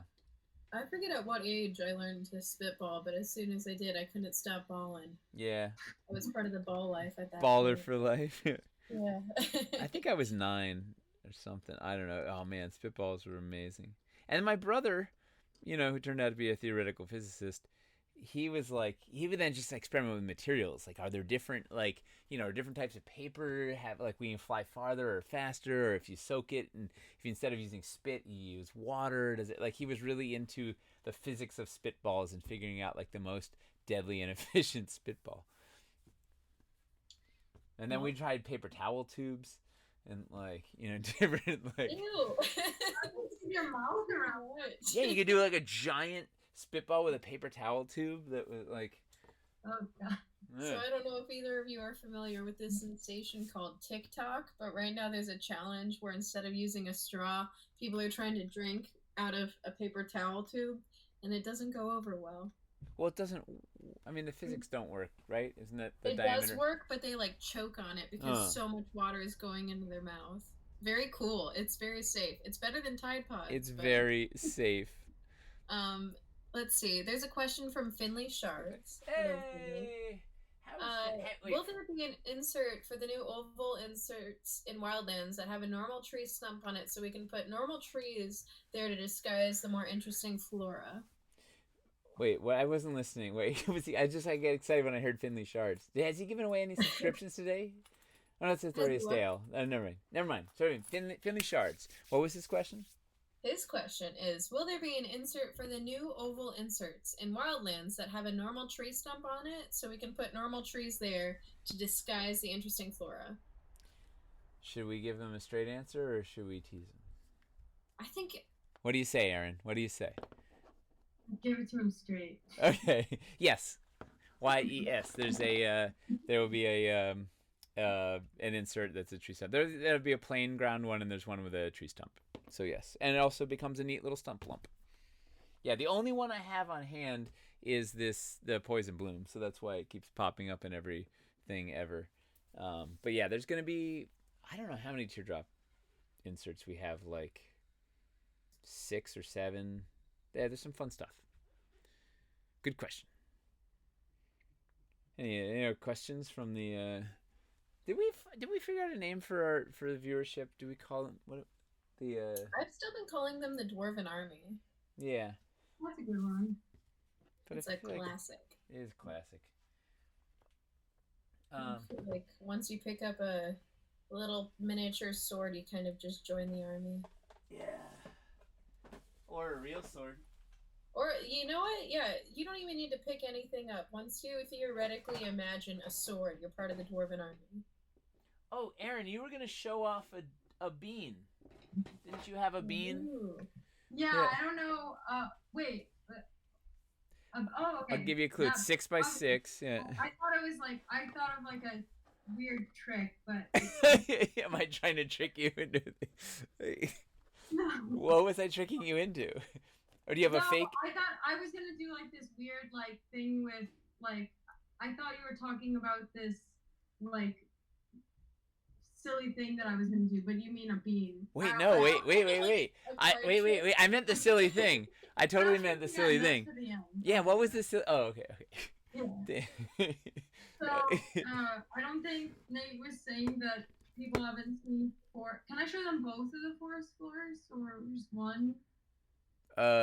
Just one. Do the one with the hole. Oh, wait, no, hide that one. Hide that one. The one in your hand, hide that one. Yeah, okay. It's too real. All right, do the other one. Okay.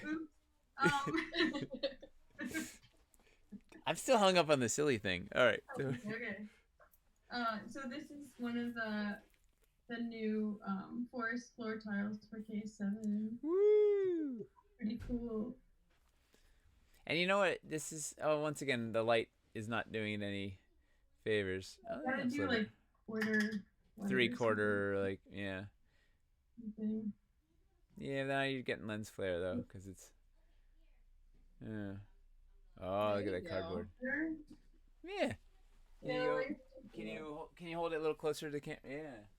Maybe they can see it. So that's getting a little closer to the end of the paint job. So yeah. you know what? I actually have maybe. Let's see if this helps. I've got. Let's move these guys. I've got the piece here. Were there any tricks you did on this piece? Like. Is this your card?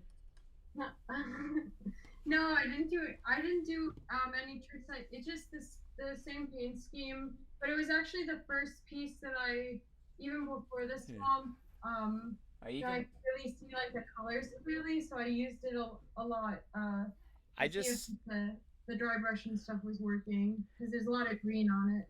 I just went to. Is this? I went to the close up. Frank, you can put that down for a sec. Is Okay. this the same? Is this the new color scheme or the old color scheme? Can you see? I can't see. Oh, here, I'll hold it up. Wait. No. Oh yeah, that's basically new. It's just I changed the dry brush a little bit to match the new paint scheme for Dread Hollow. But I think it seems to be done. I don't even know where this came from, so I don't know. Yeah, I don't know. It was from before, but I'm not exactly sure if it's. Yeah, and it's sort of scrambling to get out of the office. I just sort of have a weird, I don't know, I have a weird collection of stuff here. Yeah, I'm sure. Yeah, go figure. Yeah. This says I like this rock in here.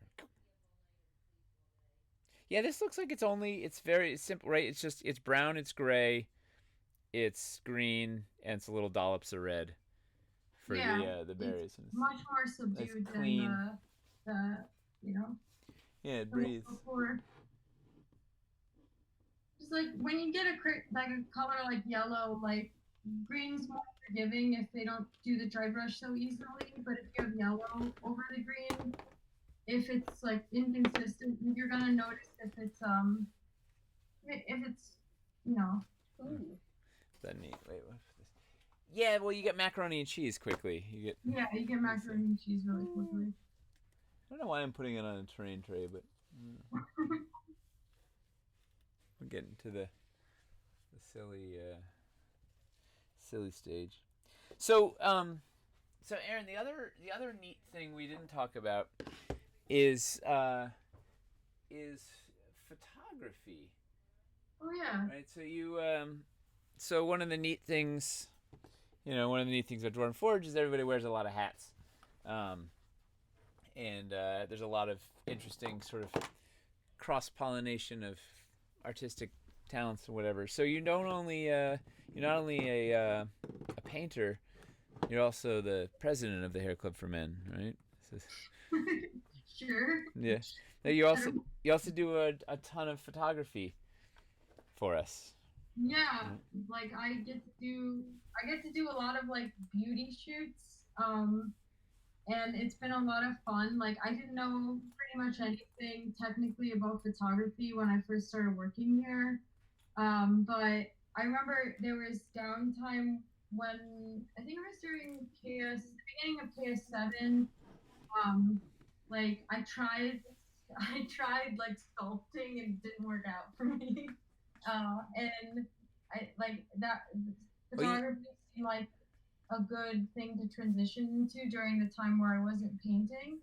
Well, you dabbled, right? You'd done some photography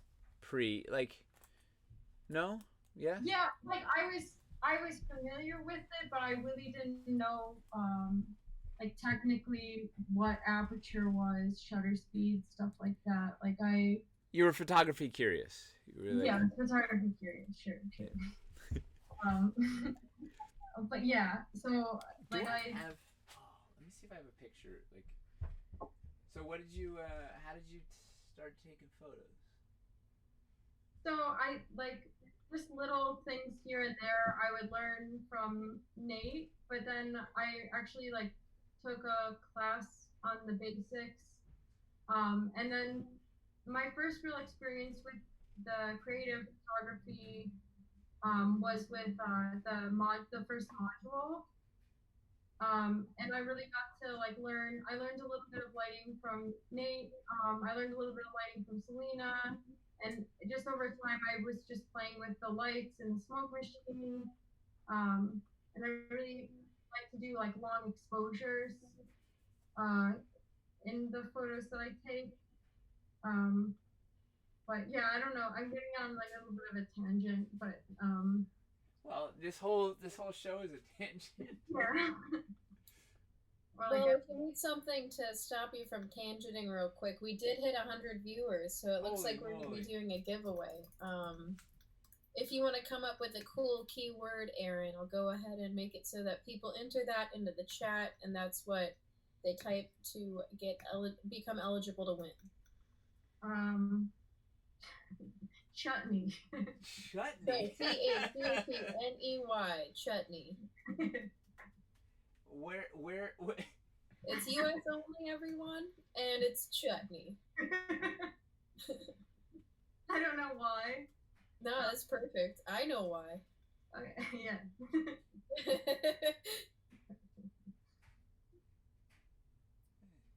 I don't know. I can't explain it.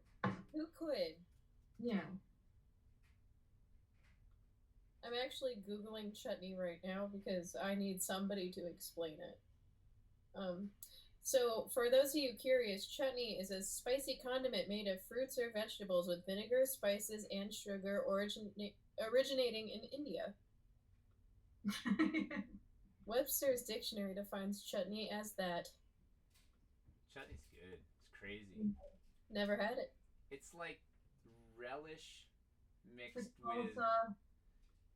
Yeah, it's like sweet but spicy, but it's all over the place. It's like, I love it. Like a fruity mustard? No, not mustard. Let's not get crazy. Like a spicy jam? Yeah, like vinegary. Like vinegar jam. Okay, cool. Yeah, with chunks and like... That's my band's name, actually. Sweet vinegar jam? No, just vinegar jam with the chunks. What's your single? Chutney.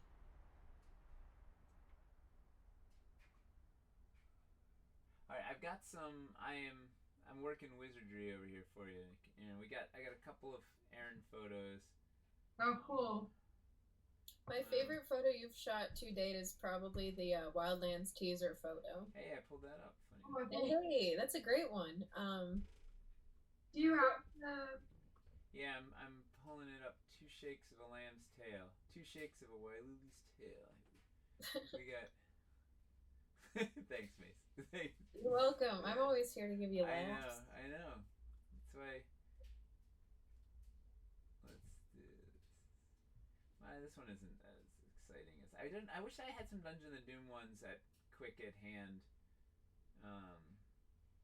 I'm going to do a visual gag with you, Aaron, where I just hand you a pencil through the webcam. Okay.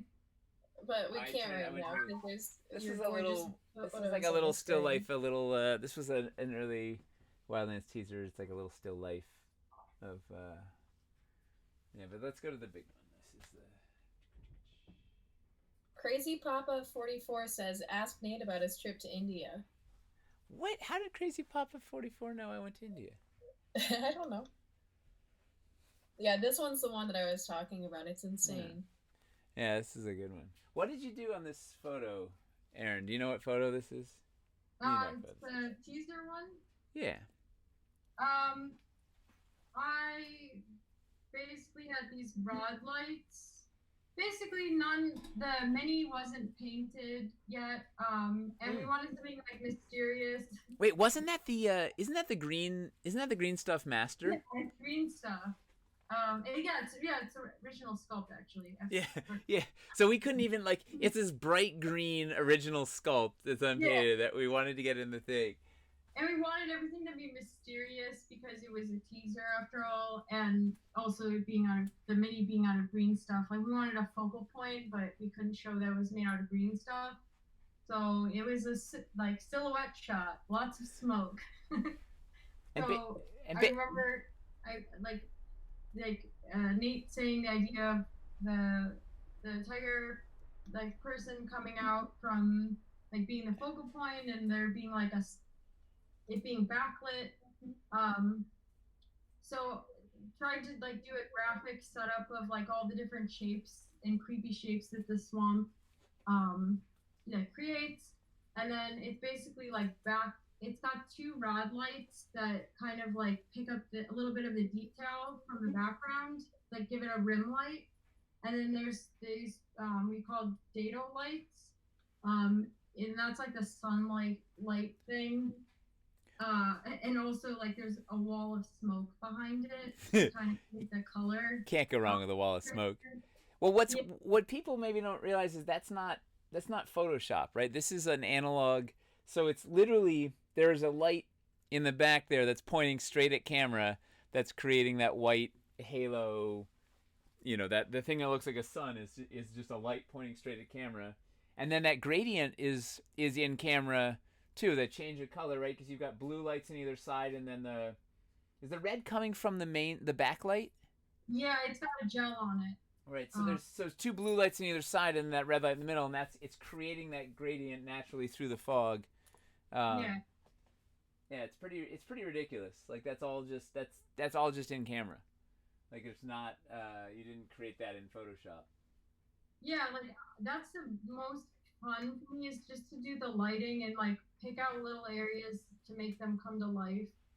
And a lot of times I'm not really planning on it looking a certain way. I'm just kind of like just messing with lighting and smoke, and then just being like, oh, that looks really, really cool, or I want like this kind of action to happen, and it's just a lot of playing around, and it's like really fun. Like when I get the shot that's really, really cool and cinematic looking. I was gonna say, I feel like your process is very.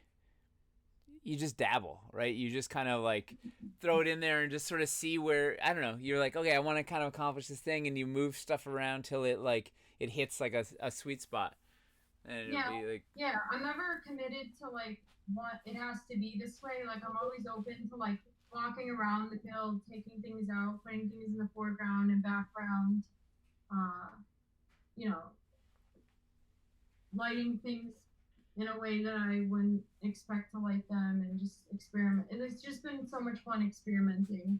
Well, it's cool. Like, it's fun to tell a narrative with the pieces, right? You're really good at doing these little story shots where, you know, there's suddenly a little, you know, it's a lifeless room, and you put a couple of minis in and doing something interesting with the right lights and a thing, and suddenly there's a story, there's action happening, people are dying. It's like, you know, it got real. It was, Nick Cage shows up. It's like, you know. Let's do one more minute on the giveaway. Also, US only. Feel free to enter. Sorry to interrupt. That's right. Yeah, like to create the mood, like the little cinematic moments has been so much fun. And it's also been easier. Like the time that I had the easiest time like making the moments was in the Dungeon of Doom, when we actually played the module in the office. Yes. Well, like actually right before I took the photos, because like they were so ingrained in my mind, those little moments, that it was so much fun to pretty much the next week just recreate the little bits in every room. Well, it shows in the work. Like you can tell, you know, you feel it. Like there's a whimsy, and that's the Dwarven Forge way, right? Is capturing that whimsy and joy in the work. Like there needs to be joy in the work because people can feel it. Yeah.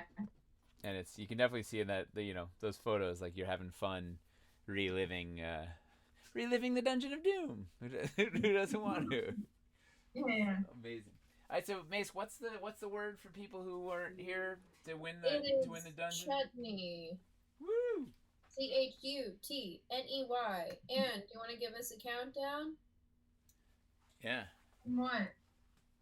Countdown from 1,000,000. Divided by 1,000,000. Yeah, whatever number you want to start at, and we'll join you in this countdown. 5. 4, 3, 2, 1. Chutney! All right, C. Gautrow, you are the winner of a starter dungeon. Woo! And for the winner of the starter dungeon, Nate, do you have a beautiful photo to show? Oh man. It might be an Aaron photo, but I do not know for sure if it is. Here. Maybe. There we go. I have it send me. We're gonna have for next week. We'll actually show the starter dungeon better, but that's. Wait, this way. Why is everything backwards? I can't. I'm like, I don't know. All right, so I sent you a message, and we'll get details from you. Congratulations on winning Sigao Trow. Sorry if I'm pronouncing that wrong. It's hard for me to pronounce things. Sigao Trow. Sigao Trow. Woo! So, what else do we have what else happens in Dwarven Forge world with you? Aaron, are there any other crazy escapades to be had in DF world for you? What was it like the first time you went to Gen Con with Dwarven Forge? Oh, that was... Gen Con is always this thing where, like, we really want to, like, in the beginning, we couldn't, it's hard to enjoy it in all the ways you want to, because it's always right after the Kickstarter, so there's always a little bit of, like, exhaustion, but, like the first year we didn't get to interact with the customers, so that was, like, a bummer, but, like, the silver lining of going is it's always nice to see, like, everyone's faces and, like, people's faces to, like, names that you see, and yeah, it's always, the bummer about it is it's always been right after the Kickstarter, so I'm always in, like, a stupor, like, when I'm there, like, but it's definitely, like, it's a lot of work, but it's rewarding, and it's, like, fun to see everyone. Well, it's stupor inducing. It's stupor inducing to begin with, and then you do it right. Yeah.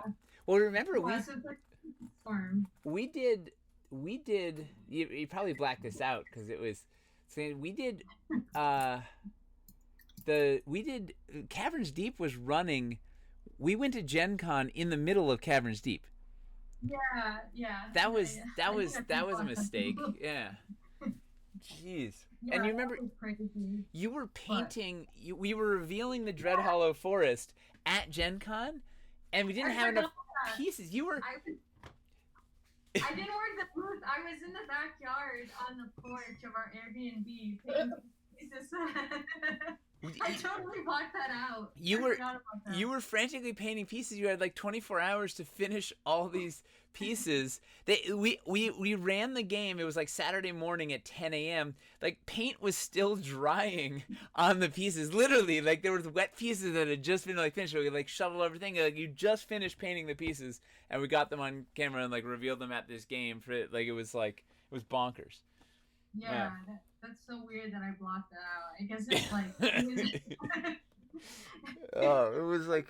Last year and the first year really clearly, but... That was, yeah. I mean, that's right up against the deadline. That's as tight as it gets. Like, it was really... That was a scramble. Yeah, it was an adventure. Yeah. Like, I remember having to pack everything up and get on a plane and like trek in like 3 suitcases full of heavy prototypes. And I'm just like, I gotta paint. I can't work the booth. Yeah, you were painting sitting in the backyard painting for yeah. Oof. Yeah, I remember you guys came home and you're like, "Where's Erin?" And they're like, "She's in the backyard." Yeah. Do you do a Nick Cage move and just cover yourself in black paint when you have a nervous breakdown? Or like paint myself into the fence and just like I could see Nicolas Cage doing that. Method acting. Should we take bets on whether or not there's going to be a Gen Con this year with COVID? Like what's the over under? What do we A lot of people in chat are saying it's not likely. No. Yeah. That's really sad. I mean, it's a relief because it's like, it's a big, it's an ordeal, but man, it's such a bummer. It's a lot less work, but I did this past year have a ton of fun actually at Gen Con. Oh, it's the best. Yeah, that was fun. seeing Yeah, everybody. that was for the best day there. And it's like, everybody's there. Wormwood's gonna be there, and Elderwood's gonna be there, and Crystal Sully's gonna be there, and everybody, like Jacob Miller's got a booth this year, and all of our friends, like our circle. Norse Foundry is there. All it's all the same, same folks. Steamforge is gonna be there, but or not.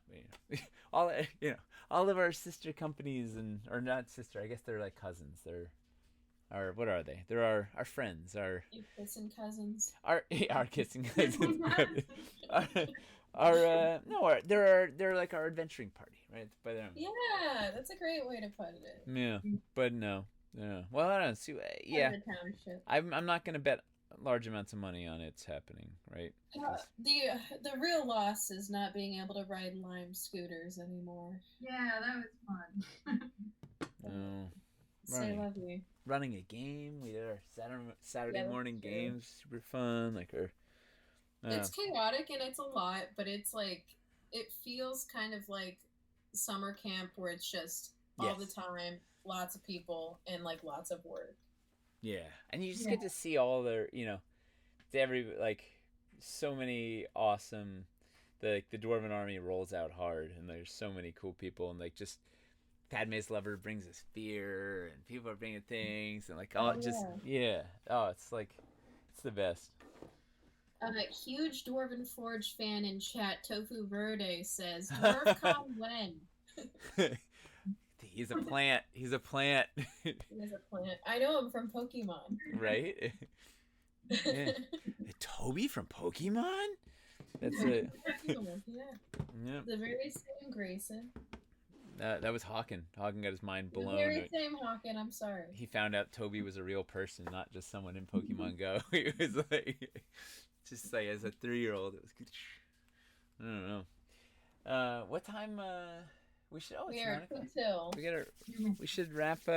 Is any other final questions for Erin before she crawls back into her pandemic cave and paints in darkness for?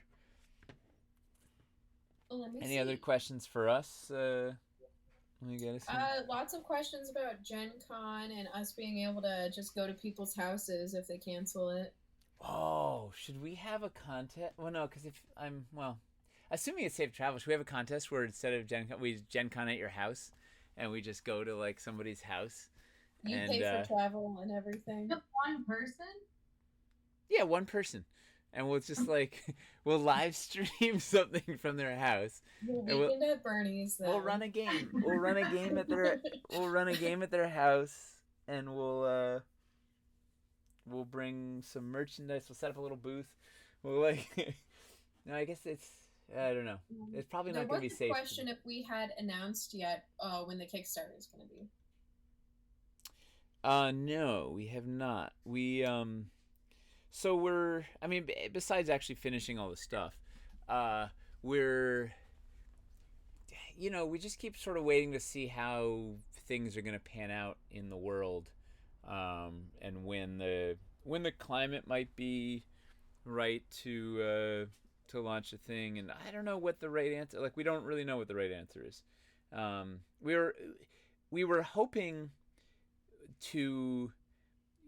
The hope is that there will be the shelter-in-place order will be lifted in New York, and we can be back in the office, because a bunch of the stuff we really sort of need to do in the office, mostly photos and videos, need multiple people in the same space at the same time. So we can kind of do most everything else other than all the beauty photos and videos and walkthrough photos and videos and all that stuff.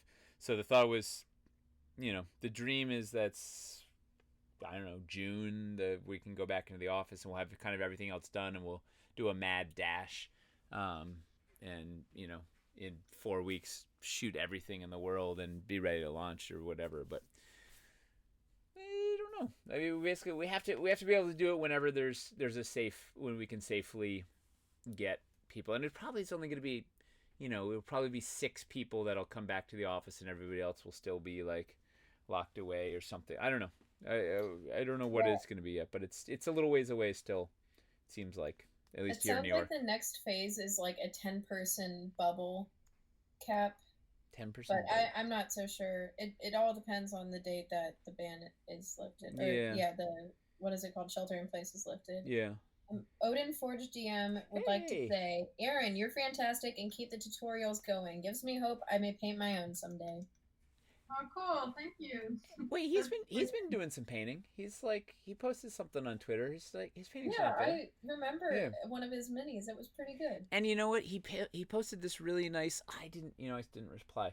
He posted a really nice little intro video. This is a great. Everybody should take a cue from Odin Forged. So he posted a video on Twitter, just sort of introducing who he is. Like, so you can kind of have a face with the name. And like it's a little 90-second video, and it's really heartfelt. And he get right up front. He's like, "Listen, I don't like to be in front of the camera. This is kind of awkward for me, this thing." But he's just like, it's a really, I don't know. I thought it was a really cool thing and a brave thing to do, and it was just awesome. And it just makes you love these guys even more when you see he's just like, I'm going out and I'm just gonna show my face and say hi to the world, and this is who I am. I'm not just like a weird still avatar and a name. I don't know. It was really pretty cool. Sorry, did he have a question? Just a compliment, just compliments for Aaron. Yeah, well deserved. Joy of Dwarven painting. Oh, Stefan Saltar just subscribed to us. He subscribed? He just subscribed. He's trying to win again. Come on. Thank you. Stefan, this could be the one where he won our first giveaway, or second giveaway, right? Yeah, he was silly guy. Well, we drew another name because it wasn't fair. Yeah. Yeah. Hello, I think Stefano. you just get caught up in the height of chants and stuff. So I assume that the Twitch chat is kind of like chanting. It's like chutney, chutney, chutney. So then he probably just joined the hive mind on it. Well, also it could have just. I think it was that the word we chose was doom or something that he would write. Yeah. It was cool with a K, and so you're well, he'd inadvertently entered it just by writing the word and thing, whatever. All right. Well, hello, Stefano. We're at 9:03 though. If you want to wrap it up. Yeah. Well, let's we'll go back to this wide camera and. Cool. Hey, Aaron. Yeah. Do you want to pass me a pencil? Let's see. Wait, we have to get on the webcam. You don't have a pencil. What do you have? What can you pass me? Paintbrush. Okay. Yeah. Whoa, are you gonna magically transform a paintbrush into a pencil? From her tiny monitor to mine. You want me to? Hey, wait. Let me get you. Let's get all David Blaine on this here. We're gonna. Oh, can I do it the trick? What's the trick? I can make the lava caverns glow with the. Oh yeah. Oh, I have or whatever. Hopefully. Here, I got you guys a little closer for your illusion. Okay, so I'll hand it to you. Oh. Oh no, Nick Cage. Because it wasn't. Oh, is it not working? Well, Nate, do you want a pen? Oh no. Yeah. Wait. Hold on. Wait. Okay. Turn your video back on. Oh, she's setting up her thing. What kind of pen is it? Is it a Uniball Vision an needle? OptiFlow from Staples. Some of the best pens. No, man, it's got to be Vision needle. The Uniball Vision needle. That is one of the best pens. Okay. Here, pass me an OptiFlow. Okay, here you go. Pass me a pen. You want me to come? I thought we were going this way. Oh no. No, the other way. Wait. I'm passing it now. Okay. Wait, wrong side. Everything is mirrored. Anyway, Aaron, do you have your thing? Should we go to your single? Yeah, let's do the cool trick. I'm trying to get the video, but I won't come back. You hit the little button. Yeah, disable and. Oh no! You know you want to. Whoa! You want to hang up and call back? Thanks, Dad. Yeah, sure. Dad thought my trick was cool. Well, that's his job. Yeah, to think everything I do is worthy. Selena is paying respects to the fallen soldier. She says F. That's a Twitch thing. I learned that this weekend. The fallen soldier? Yeah, you hit F to pay respects to a fallen soldier. Wait. I'm still Nick. It won't let me not be Nick Cage. Aw, it's a silly thing. Oh, no. Wait, now I'm getting a feed of my own. I don't know what's going on. All right. Oh, her final trick, Toby says, is to disappear. Ah. Well played, Aaron. Well played. This is a fool me once, fool me twice kind of situation. Dude, we were fully fooled.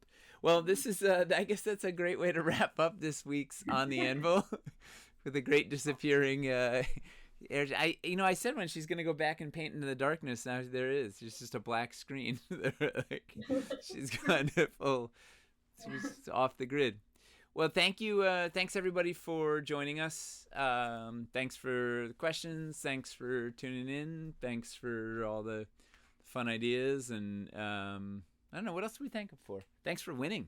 Right, we got a giveaway. We got 100 viewers. Supporting us also by, supporting. Supporting with support. Yeah. And we will see you next week at 7 p.m. Eastern. And not before then, right? We don't have any other. No, next that's one's it. Wednesday. Cool. Well, thank you. This was episode 9. Wrapping it up.